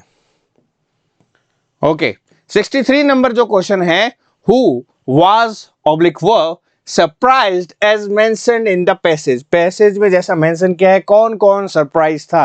हिंदी में बात करें तो ऐसा लिख रहा है, जैसा कि परिच्छेद में उल्लेख किया गया है, कौन आश्चर्यचकित हुआ था, ठीक है। पहला नौकर, दूसरा अमीर आदमी, तीसरा ए और बी दोनों या दोस्त, servants, rich man, both A and B, friends. थोड़े से आप लोग है ना इसमें शायद कंफ्यूज हो गए होंगे, लेकिन मैं पैसेज में आपको दिखा देता हूं कौन कौन सरप्राइज हुए थे। तो यहां पर देखो बेटा, जब उसने कहा कि उसको बहुत सारे इनाम के बजाय क्या चाहिए, 100 लेसेस चाहिए, तो ऑल वर सरप्राइज्ड, सभी के सभी क्या हो गए थे बेटा, सरप्राइज्ड हो गए थे, सब हैरान थे। तो यहां सब कौन कौन है, यहां सब कौन कौन है, यहां पर सब है, उसके सामने कौन है, नौकर है और रिचमैन है, और तो वहां पर कोई नहीं था, है ना। तो इसका करेक्ट आंसर क्या हो जाएगा, नौकर और जो अमीर आदमी है दोनों, ए और बी दोनों, सर्वेंट्स एंड रिचमैन बोथ। तो इसका करेक्ट आंसर क्या हो जाएगा बेटा, सी हो जाएगा। क्या हो जाएगा, सी हो जाएगा, बोथ ए एंड बी। बड़ा आरामदायक, सिंपल, सरल, सुंदर जवाब, ए और बी, ठीक है। अब देखिए बेटा क्वेश्चन नंबर 64। क्वेश्चन नंबर 64 में क्या है, द्वारपाल ने मछुआरे को अंदर क्यों नहीं आने दिया। Why did the gatekeeper not allow the fisherman to get him inside? क्यों नहीं आने दिया। पहला option, he wanted some fish, क्या वो कुछ मछली खाना चाहता था। He demanded half of the reward, वो आधे इनाम की मांग की। तो बिल्कुल हमारा सही आंसर क्या हो जाएगा, उसने आधे इनाम की मांग की थी। ओके उसका सही आंसर क्या हो जाएगा हमारे पास, बी हो जाएगा कि उसने आधे इनाम की मांग की थी। किसने की थी, गेट कीपर ने, बिल्कुल बिल्कुल बिल्कुल। आगे बढ़ते हैं बिना समय गवाए। यस, उसने आधा इनाम देने का वादा किया था। यहाँ वादा शब्द का विलोम है, तो ये ग्रामर से आ गया, ठीक है, यानी कि व्याकरण से आ गया। एंटोनिम क्या पूछा है, किसका पूछा है? प्रॉमिस का। प्रॉमिस का एंटोनिम क्या होगा? तो वादा देना, उसका उल्टा क्या है? गारंटी देना, सुरक्षा देना, अनुबंध देना। तो इसका सही आंसर क्या है? उसने उल्टा, विलोम मतलब उल्टा, विपरीतार्थक क्या हो जाएगा? इनकार हो जाएगा। तो यहां पर प्रॉमिस्ड का उल्टा क्या हो जाएगा? डेनाई करना, नहीं दूंगा, डिनाइल। डेनी वर्ड से बना है डिनाइल। एक होता है एग्री, एग्री का ऑपोजिट हो रहा है डेनी, एग्री होना, प्रॉमिस करना, तो उसको डेनी वर्ड से बन गया है डिनाइल। तो इसका करेक्ट आंसर क्या हो जाएगा बेटा? डी हो जाएगा। ओके, समझ में आ गया? बहुत ही इजी, बहुत ही सिंपल, बहुत ही शॉर्ट, बहुत ही स्वीट। बात करते हैं पैसेज नंबर 2 के बारे में। पैसेज नंबर 2 जो है हमारा, वो है एक स्टोरी हंग्री फॉक्स के बारे में, जो आपने बहुत बार पढ़ी होगी। तो बात करते हैं इसके बारे में। अब इसके अंदर एक बार एक लोमड़ी बहुत भूखी थी, क्योंकि उसे बहुत देर तक खाने को कुछ नहीं मिला। Once a fox was very hungry as it could not get anything to eat for a long time. ध्यान रखना, हिंदी व्याकरण के अंदर जो पशु पक्षी है, उनके अंदर भी पुल्लिंग और स्त्रीलिंग होते हैं, ठीक है, उनके लिए भी गया है या गई है होता है। लेकिन इंग्लिश ग्रामर के अंदर, इंग्लिश व्याकरण के अंदर जो फॉक्स है, लोमड़ी है, उसके लिए सी नहीं लगेगा, उसके लिए क्या लगेगा? इट लगता है। ही सी नहीं लगाओगे, ये बात आपको ध्यान रखना है, ठीक है। तो यह फॉक्स जहां पर भी यूज हुआ है वहां सी नहीं आएगा, क्या आएगा? इट आएगा। क्या आएगा बेटा? इट आएगा, ठीक है। So it could not get anything to eat for a long time, लंबे समय से उसको भोजन के लिए कुछ नहीं मिला। फिर उसके बाद में क्या है? यस, उसके बाद में it strolled in search of food, वो भोजन की तलाश में इधर उधर टहलती रही, घूमती रही। It wandered all along the jungle, wandering करना मतलब घूमना, इधर उधर भटकते रहना, उसको वंडरिंग कहते हैं। But it's efforts were in when, when मतलब फालतू जाना, बेकार जाना, है ना। वो पूरे जंगल में भटकती रही, लेकिन उसके प्रयास क्या रहे? व्यर्थ रहे। पेन का मतलब, वेन का मतलब क्या होता है? व्यर्थ। पेन का मतलब दर्द है, यहां पर वेन है, वेन मतलब व्यर्थ में जाना, वेस्ट में जाना। There was a garden near the forest, forest के पास में एक गार्डन के पास में एक, सॉरी, फॉरेस्ट के पास में एक गार्डन था, जंगल के पास एक बगीचा था, ठीक है। It went there in search of food, वहां पर गई, किसके सर्च में, किसकी तलाश में? भोजन की तलाश में। वो भोजन की तलाश में वहां गई। There it saw bunches of fine ripe grapes hanging from a vine. There it saw, वहां पर उसने क्या देखा? बंचेज ऑफ, बंचेज मतलब ग्रुप, झुंड, एक मतलब गुच्छा, और फाइन राइप, राइप मतलब पके हुए, फाइन मतलब एकदम अच्छी कंडीशन में, ripe grapes hanging from A wine, जो कि अंगूर की बेल पे लटके हुए थे। वहां उसने एक बेल से लटके हुए अच्छे पके अंगूर के गुच्छों को देखा, ठीक है बेटा। यहां पर आगे क्या कह रहा है? Her mouth began to water, और उसके मुंह से लार टपकने लगी, उसके मुंह में पानी इकट्ठा होने लगा, उसके मुंह में पानी आने लगा। अंगूर ऐसे नहीं होता, जब कभी कभी आप पानी पूरी की दुकान से या गोलगप्पा जो भी बोलते हो, उसकी दुकान से आ गया, ठेले के आगे जाते हो, मुंह में अपने आप पानी इकट्ठा नहीं होने लग जाता? अरे वाह, तो वही उसके मुंह में इकट्ठा होने लग गया। वह उन्हें खाना चाहती थी। It wanted to eat them, so it jumped again and again to reach them, but in vain. उसने वो बार बार कूदी, लेकिन could not पुगी, वो बार बार कूदी लेकिन could not पुगी, इसलिए वह उन तक पहुंचने के लिए बार बार कूदी, लेकिन व्यर्थ था, ठीक है। तो the grapes were hanging too high, जो ग्रेप्स थे वो बहुत ज्यादा ऊपर थे, तो कूदने के बाद में भी वहां तक नहीं पहुंच पाई। For her to get at them, उसके लिए बहुत ऊपर थे, वो वहां तक नहीं पहुंच पाई। अंगूर इतने ऊंचे लटक रहे थे कि वह उन तक नहीं पहुंच सकी। अंत में उसने प्रयास छोड़ दिया और यह कहकर चली गई, जब वो वहां पर पहुंच ही नहीं पाई, कोशिश की है भाई, उसकी पहुंच की बात ही नहीं, उसकी पहुंचने की बात ही नहीं थी, उसकी वहां तक पहुंच ही नहीं थी। At last it gave up, उसने हार मान ली, gave up the attempt and went away saying, और यह कहते हुए चली गई, the grapes are sour, if I eat them they can harm me. यानी कि अंगूर कैसे हैं? खट्टे हैं, मैं पहुंच ही नहीं पाई तो क्या है, वो खट्टे हैं, मेरे काम के नहीं, बेकार है, अगर मैं उन्हें खाऊं तो वो मुझे नुकसान पहुंचा सकते हैं। क्या शिक्षा मिली इस कहानी से? इस कहानी से मैं ये शिक्षा मिली, जब इंसानों को, लोगों को कोई चीज मिल नहीं पाती है तो वो ऐसा कह देते हैं, वो उससे अपना कह लेना, वो अपने काम की चीज नहीं है, अपने को तो चाहिए ही नहीं, हमको तो उसकी जरूरत ही नहीं थी, और हकीकत क्या होती है, वो उसको नहीं ले पाते हैं। समझ गए बेटा? तो ये चीज है। अब इसका एक शॉर्ट कट जो मैं हिंदी और इंग्लिश में मिलकर आपको बनाना चाहूंगा।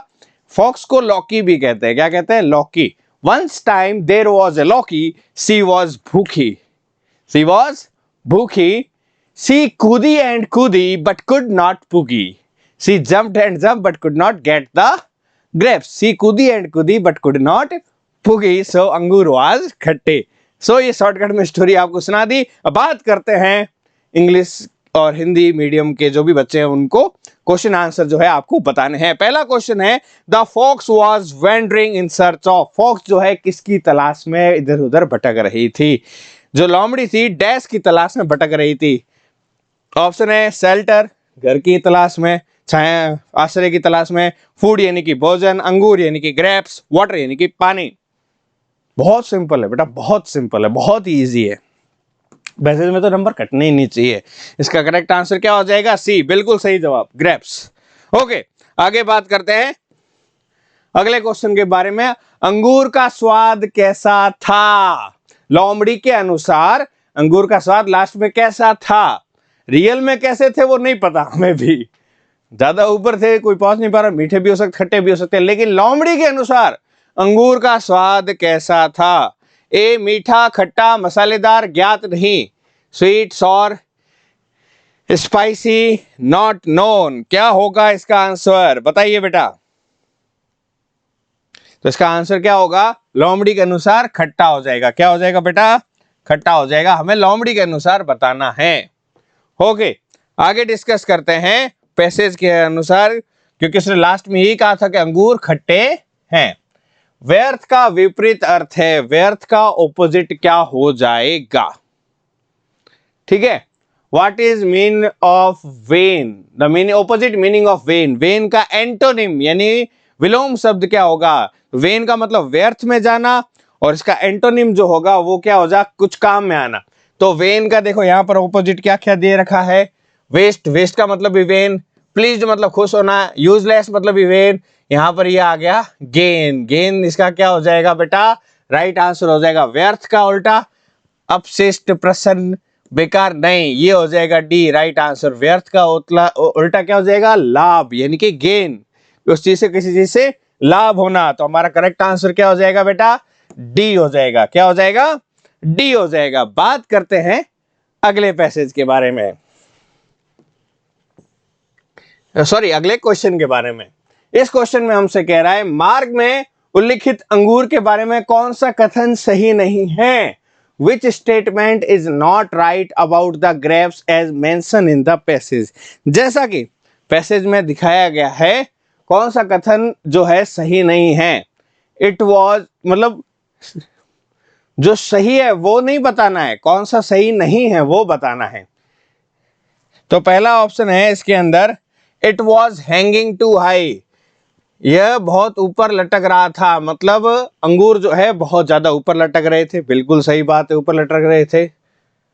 दूसरा है, the fox did not see the bunches of grapes, लोमड़ी ने अंगूर के गुच्छे को नहीं देखा, ये तो गलत बात है। लोमड़ी ने तो अंगूर के गुच्छों को देखा था, तभी तो उसको पाने की कोशिश कर रही थी। अगला क्या है, लोमड़ी ने कहा कि अंगूर खट्टे थे, बिल्कुल कहा था, ये बात सही है। लोमड़ी अंगूर खाना चाहती थी, the fox wanted to eat the grapes. अब कई बच्चे इस क्वेश्चन में क्या गलती करते हैं कि उनको लगता है हाँ पहला ही पढ़ा, हाँ ये सही है, इसको टिक कर दिया ए को। क्वेश्चन ध्यान से पढ़ो, क्वेश्चन में क्या कह रहा है, कौन सी बात सही नहीं है। राइट तो पढ़ लेते हैं, नॉट आगे वाला छोड़ देते हैं, इज नॉट राइट।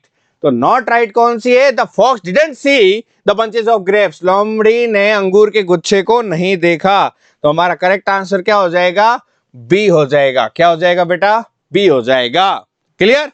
आ गया समझ में? आगे बात करते हैं। ओके, सो अगला जो क्वेश्चन है, क्वेश्चन नंबर 70 हमसे कह रहा है कि लोमड़ी डैश के लिए फिर से कूद गई। The fox jump again to, किस लिए फॉक्स कूदी थी? दोबारा किस लिए कूदी थी? कि किस चीज को प्राप्त करने के लिए कूदी थी? अगेन एंड अगेन, बार बार जो है कूदी थी। कुछ खाने के लिए, पके आम प्राप्त करने के लिए, अंगूर प्राप्त करने के लिए, बगीचे की दीवार प्राप्त करने के लिए। पहला ऑप्शन है catch some food, get ripe mangoes, get the grapes, jumped over the garden's wall. किसके लिए गई थी, कूद रही थी? सी कूदी एंड कूदी बट कुड नॉट पुगी, सो अंगूर वाज खंडे, अंगूर को प्राप्त करने के लिए कूद रही थी। तो इसका करेक्ट आंसर क्या हो जाएगा? सी हो जाएगा। इसका करेक्ट आंसर क्या हो जाएगा बेटा? See, to get the grapes, to get the grapes, to get the grapes.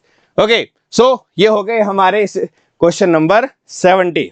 अब आगे डिस्कस करते हैं पैसेज नंबर 3 के बारे में, यानी कि अनुच्छेद नंबर 3 के बारे में, गद्यांश नंबर 3 के बारे में। चलिए बच्चों आगे चलते हैं। अनुच्छेद नंबर 3 में हमें क्या दे रखा है, ध्यान से देखते हैं। यहां पर the 4 divisions of army went in 4 directions. वो एक आर्मी थी, उसको 4 अलग अलग दिशाओं में भेज दिया गया। 4 दिशाएं कौन सी है? पूर्व, पश्चिम, उत्तर, दक्षिण, east, west, north, south. Okay, so सेना के 4 विभाग 4 दिशाओं में चले गए। चारों विभाग कहां चले गए? चारों दिशाओं में चले गए। The 4 divisions of army went in 4 directions. जो लोग उत्तर, पूर्व और पश्चिम में गए थे वो 1 महीने बाद लौट आए। Those that gone in the north, east and west returned after a month. उन्होंने कहा कि हालांकि उन्हें अपने पास से गुजरी हुई 1-1 इंच की जमीन तलाश ली, लेकिन सीता कहीं नहीं मिली। अच्छा, रामायण का पार्ट है। दे said that though they have searched every inch of the land they had passed, Sita was nowhere to be found. उन्होंने मतलब हर 1-1 इंच, हर 1-1 कोना छान मारा, लेकिन सीता माता नहीं मिली। किसने कहा? जो पूर्व, कहां गई थी? जो पूर्व, उत्तर और पश्चिम में गई थी। जो नॉर्थ, ईस्ट और वेस्ट में गए थे, दक्षिण वाले अभी तक नहीं आए थे, क्योंकि इंडिया के दक्षिण में, साउथ में कौन है? श्रीलंका है। और सीता माता जी को रावण कहां लेकर गया था? श्रीलंका लेके गया था, जो कि इंडिया के कहां है? साउथ में है।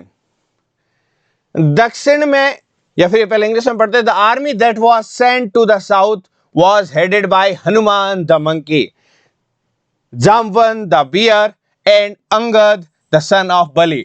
उसकी जो आर्मी भेजी गई वो उसको कौन कौन लोग उसके ऐड थे? हनुमान जी थे, जामवन जी जो भालू थे, और अंगद जो कि बलि का पुत्र था, बाली का। ठीक है, बलि अलग है, बाली अलग है। बलि राक्षस राज है और बाली जो है वानर राज है। वानर के मतलब किंग थे, सुग्रीव के बड़े भाई थे। दक्षिण में भेजी गई सेना का नेतृत्व हनुमान जो कि एक बंदर थे, हनुमान जी जो एक बंदर थे, जामवन जी जो एक भालू थे, और अंगद जो बाली के पुत्र थे। इन तीनों ने किया था। ठीक है, फिर क्या कह रहे हैं? Hanuman carried Ram's gift his ring for Sita. प्रभु राम की जो अंगूठी थी वो कौन लेकर गए थे? हनुमान जी ले गए थे। उनकी अंगूठी ले ली। उसके बाद में for many weary days they traveled through the various countries and forests but without success। ठीक है, कई दिनों तक उन्होंने विभिन्न देशों के और जंगलों की यात्रा की, लेकिन सफलता नहीं मिली। सफलता नहीं मिली कई दिनों तक, बहुत सारे देश तक। अब जो है दरअसल उनको आदेश मिला था कि 1 महीने के अंदर आपको खोज करके सीता माता को पता करके वापस पहुंचना है किष्किंधा नगरी। लेकिन बाकी सभी आ गए, और ये जो दक्षिण में गए थे लोग, जो बलि के पुत्र अंगद, हनुमान जी और जामवन जी, ये वापस नहीं आए। वो वहां पर ही ढूंढते रहे, महीना भी अब खत्म होने वाला था। The month was nearing to close but there was no news of Sita, लेकिन सीता का कोई पता नहीं था। ठीक है, महीना करीब था लेकिन सीता का कोई समाचार नहीं था। वे खाली हाथ लौटने से डरते थे। They were afraid to returning empty handed. डरते ऐसे मतलब नहीं थे कि उधर जाएंगे तो कोई मृत्यु दंड से डर रहे हो, नहीं। दरअसल Angad said in this search of Sita we will lose our lives just as Jatayu had done before us, कि हम मर जाएंगे लेकिन सीता माता का पता किए बगैर वापस किष्किंधा नहीं लौटेंगे। अंगद ने कहा सीता की इस खोज में हम अपनी जान गंवा देंगे जैसे जटायु ने हमसे पहले किया था, लेकिन सीता माता को ढूंढ के रहेंगे। सोचो, स्वयं अंगद कह रहा है। ठीक है, अब ये कहानी तो हम कहना ही बेकार है, कहानी नहीं है, ये सच्ची घटनाओं, ये जो सच्ची घटना है, भारत का इतिहास है, उसका एक अंश है। It's not a story, it's history of India. Okay, आगे बात करते हैं बेटा। अब इनके क्वेश्चन आंसर के बारे में बात करते हैं। सेना के 4 विभाग, the 4 division of the army went to attack on Lanka, Lanka पर आक्रमण करने गए थे? नहीं। वेंट टू द फॉरेस्ट, जंगल गए थे। Went in search of Sita Mata, were headed by Hanuman, चारों के चारों हनुमान द्वारा जो है, उनके चारों दलों के हेड जो है हनुमान ही थे? नहीं। तो the 4 division of the army went in search of Sita, किसके सर्च में गए थे बेटा? सीता माता की खोज में गए थे, सीता की तलाश में चले गए। ओके, आगे डिस्कस करते हैं। अंगद डैश का पुत्र था? Angad was the son of, Angad जो है वो किन का पुत्र था? पहला है जाम्बवन, दूसरा जराय, तीसरा राम, चौथा बलि। ठीक है, तो पहला है जाम्बवन, ये जाम्बवन है। ठीक है, जाम्बवन द बेयर, जराय नहीं, ये क्या है? जटायु, जटायु का पुत्र था वो। बलि जो है किसका पुत्र था? जाम्बवन का पुत्र था, जटायु का पुत्र था, राम का पुत्र था या बाली का पुत्र था? तो इसका करेक्ट आंसर सी हो जाएगा। क्या हो जाएगा? वो किसका पुत्र था? अंगद बाली का पुत्र था, जो रावण की सभा में जाकर राजदूत बनकर यूं पूछ के ऊपर पूछ यूं गोल गोल रख के जाकर बैठ गए थे। कौन थे वो? हनुमान जी नहीं थे, वो अंगद जी थे। ये बात आप ध्यान रखना बच्चों। यस, आगे डिस्कस करते हैं, क्योंकि कई बार एनिमेटेड मूवीज में कुछ भी दिखा देते हैं, बिना कुछ रिसर्च किए हनुमान जी को ही दिखा देते हैं। अब आगे डिस्कस करते हैं। दक्षिण में भेजी गई सेना का नेतृत्व किसके द्वारा किया गया था? The army that was sent to south was led by. ठीक है, साउथ में जो है भेजा गया था लोगों को, हनुमान जी को, अंगद को, जाम्बवन जी को, तीनों को भेजा गया था। तो जो लीडर कौन था उनमें से?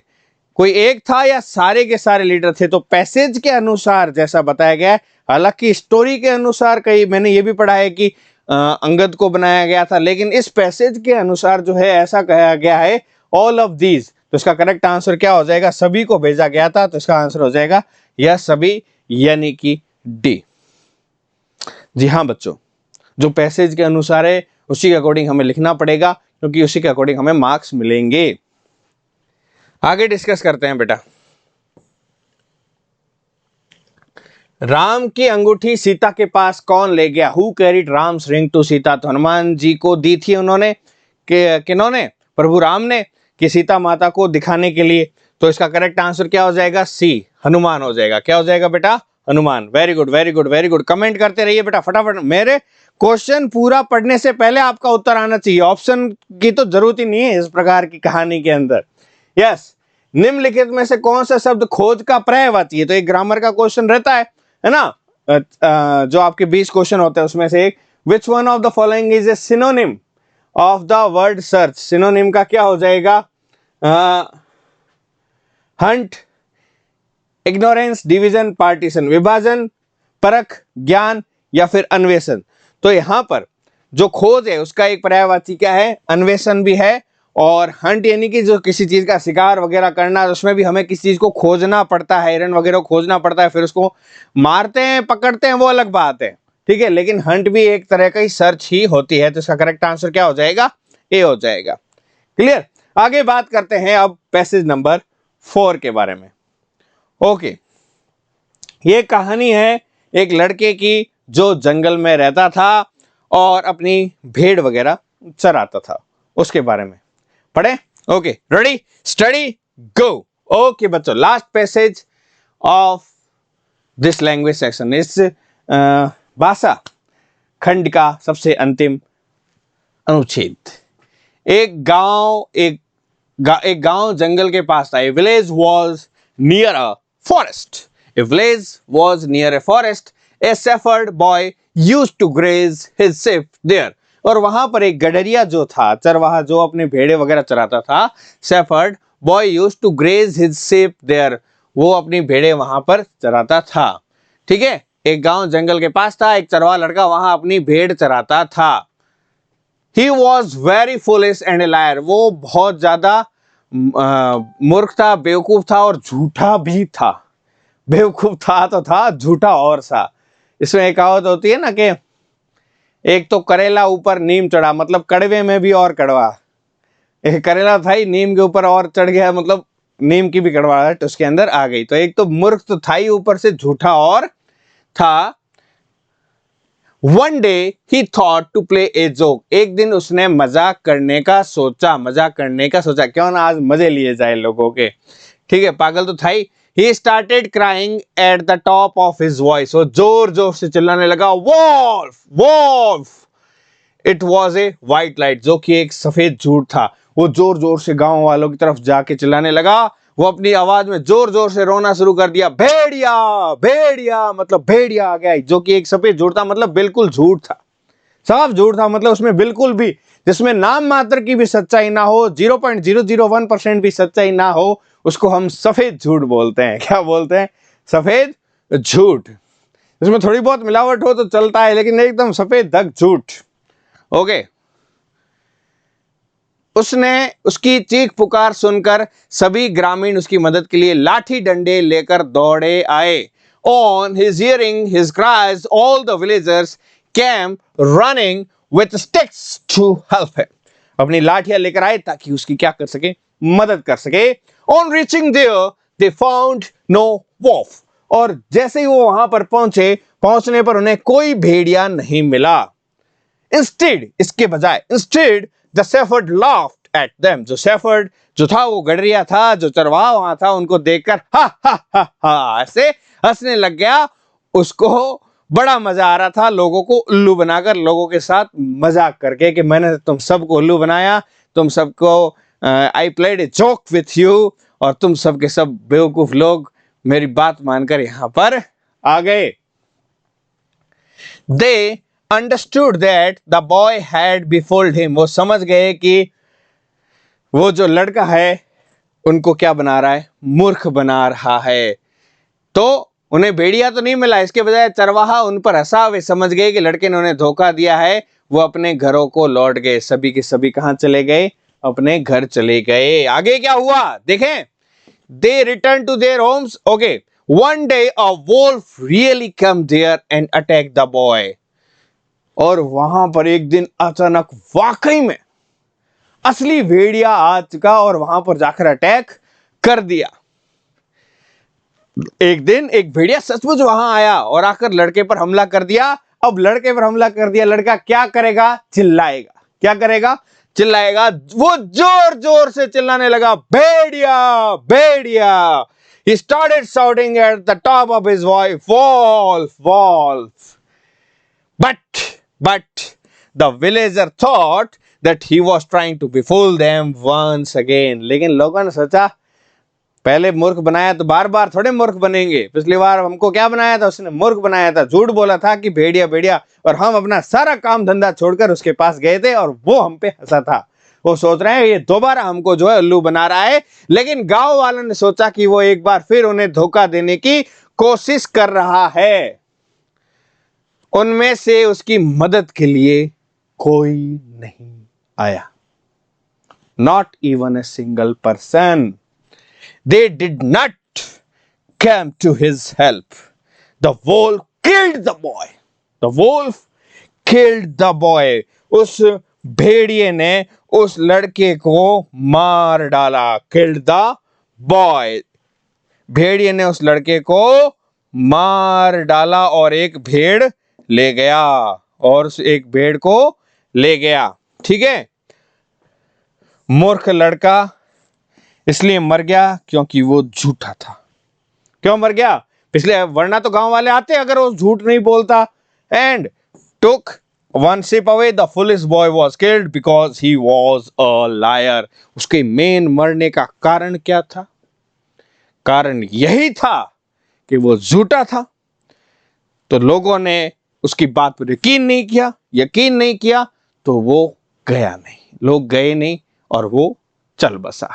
कौन? गडरिया यानी कि चरवाहा। तो मेन रीजन है कि वो झूठा था।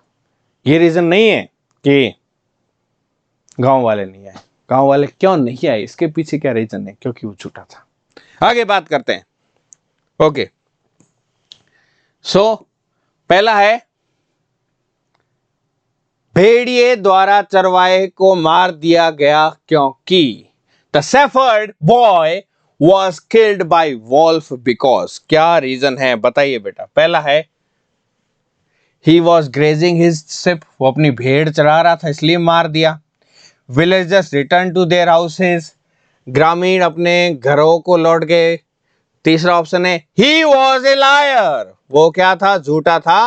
वो जोर से चिल्लाने लगा। He cried at the top of his voice, जोर से चिल्ला रहा इसलिए मार दिया। तो इसका करेक्ट आंसर क्या है?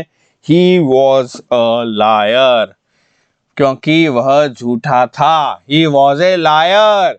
इसका करेक्ट आंसर क्या हो जाएगा? सी हो जाएगा। बात के मर्म को समझिए। चारों ऑप्शन सब सही सही लग रहे हैं। इसमें तो और भी कंफ्यूज हो रहे हैं कि गांव वाले नहीं आए इसलिए मार दिया, गांव वाले आते नहीं मारता। लेकिन गांव वाले क्यों नहीं आए थे? बिकॉज ही वॉज लायर, उसने उनको एक बार उल्लू बना दिया था। ओके, तो हमारा करेक्ट आंसर क्या हो जाएगा? इसका सी हो जाएगा। क्या हो जाएगा बेटा? सी हो जाएगा। आगे बात करते हैं अगले क्वेश्चन के बारे में। क्वेश्चन नंबर 2, आपका क्या आंसर है? बिल्कुल कमेंट करते रहिएगा अगर आप ये वीडियो यूट्यूब पे देख रहे हैं।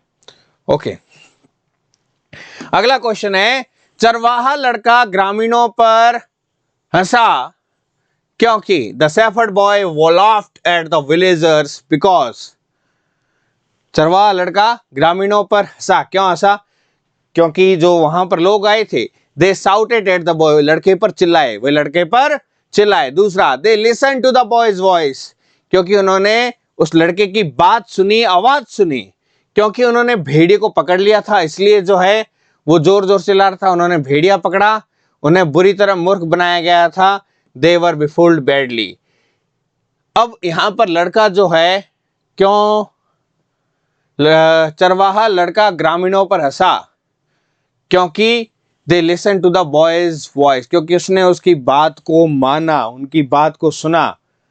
किसकी बात को? लड़के की बात को सुना कि हाँ भाई भेड़िया आ गए, भेड़िया आ गए। उसकी बात को सुन के गांव वाले क्या हो गए? बेवकूफ बन गए। उसकी जो जाल था, उसका जो साज था, जिसको उसका जो जाल साज था उसके अंदर पकड़ आ गए उसके अंदर, और उसको क्या बना दिया? उस गांव वालों को उस लड़के ने मूर्ख बना दिया। तो इसका करेक्ट आंसर क्या हो जाएगा बेटा? इसका करेक्ट आंसर है, उन्होंने उस लड़के की आवाज सुनी, उन्हें बुरी तरह मूर्ख बनाया गया था।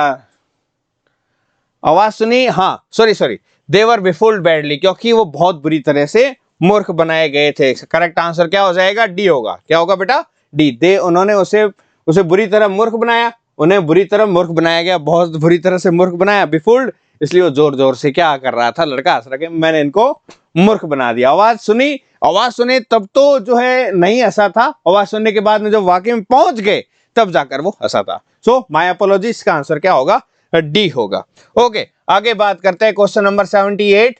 चरवाहा लड़का क्या करता था? मजाक करता था, जंगल में अपनी भेड़ चराता था, वो झूठ बोलता था या अपना समय काटता था? Play a joke, graze his sheep in forest, tell a lie, idle his time. तो बताइए इसका आंसर क्या होगा? Question number 78। अब इसमें जो आंसर दिया जाता है वो पैसेज के बेसिस पर दिया जाता है। पैसेज जो है, पैसेज देखिए, पैसेज के अंदर जो लड़के के बारे में क्या कह रखा है? जंगल में एक लड़का था, एक चरवाहा लड़का, वहां अपनी भेड़ चराता था। चरवाहा लड़का वहां अपनी भेड़ चरा, लड़का क्या करता था? Shepherd boy was used to graze his sheep there. तो इसका करेक्ट आंसर क्या हो जाएगा कि वो अपनी मजाक मस्ती रोज जो है नहीं किया उसने, मान लो उस दिन भी किया हो, लेकिन मेन जो पैसेज में क्या लिखा हुआ है, पैसेज में ये लिखा है कि वो भेड़ चराता था। तो इसका करेक्ट आंसर क्या हो जाएगा? बी हो जाएगा, graze his sheep in forest. Okay, आगे बात करते हैं। अब क्या एसएस क्लास वाले बच्चे हो, आप हो छोटे बच्चे हो, थोड़ा सा वो स्टोरी के अंदर घुमा देता है तो आपको घूमना नहीं है, प्रैक्टिस करनी है, इसलिए हम आपकी प्रैक्टिस करवा रहे हैं, बार बार अच्छे से प्रैक्टिस करवा रहे हैं। अब देखिए, वो बहुत मूर्ख और झूठा था, या मूर्ख शब्द का विलोम शब्द क्या है? He was very foolish and liar. Here the antonym यानी कि ऑपोजिट वर्ड, विपरीतार्थक शब्द क्या है फुलिश का? तो यहां पर स्टूपिड, सिली, वाइज, मैड। तो पता है फुलिश का ऑपोजिट क्या हो जाएगा? वाइज हो जाएगा। वाइज मतलब बुद्धिमान, ठीक है, समझदार। तो मूर्ख का ऑपोजिट क्या हो जाएगा? समझदार हो जाएगा। ये तो सबको पता है। समानार्थी नहीं पूछा है, यहाँ क्या पूछा है? विपरीतार्थक विलोम शब्द, एंटोनिम पूछा है बेटा। Okay, last question of this passage, इस पैसेज का लास्ट क्वेश्चन है। इसके अंदर क्या दे रखा है? ग्रामीण दौड़े क्योंकि, the villagers came running because, दौड़ते हुए आए, क्यों आए? क्या क्या ऑप्शन है? वे चरवाहे लड़के की मदद करना चाहते थे, they wanted to help the shepherd boy, they saw some wolves, उन्होंने कुछ भेड़ियों को देखा, वे एक मजाक करना चाहते थे। गांव वाले बिल्कुल भी मजाक नहीं करना चाहते, या फिर कुछ लोगों ने उन्हें ऐसा करने को कहा, कुछ लोगों ने कहा कि दौड़ के जाओ, इसलिए दौड़े। नहीं, तो यहां पर क्या होगा? They wanted to help the shepherd boy, वो उस गडेरी की क्या करना चाहते थे? मदद करना चाहते थे। तो इसका करेक्ट आंसर क्या हो जाएगा? ए हो जाएगा। तो बच्चों, कैसा लगा आपको ये सेक्शन? बढ़िया, okay, thank you very much. So video को अगर यूट्यूब पे देख रहे हैं, लाइक और शेयर जरूर कीजिएगा, नीचे कमेंट सेक्शन में बताइएगा कि कैसा लग रहा है आपको। ओके, सो पढ़ते रहिए, आगे बढ़ते रहिए। जय हिंद, जय भारत।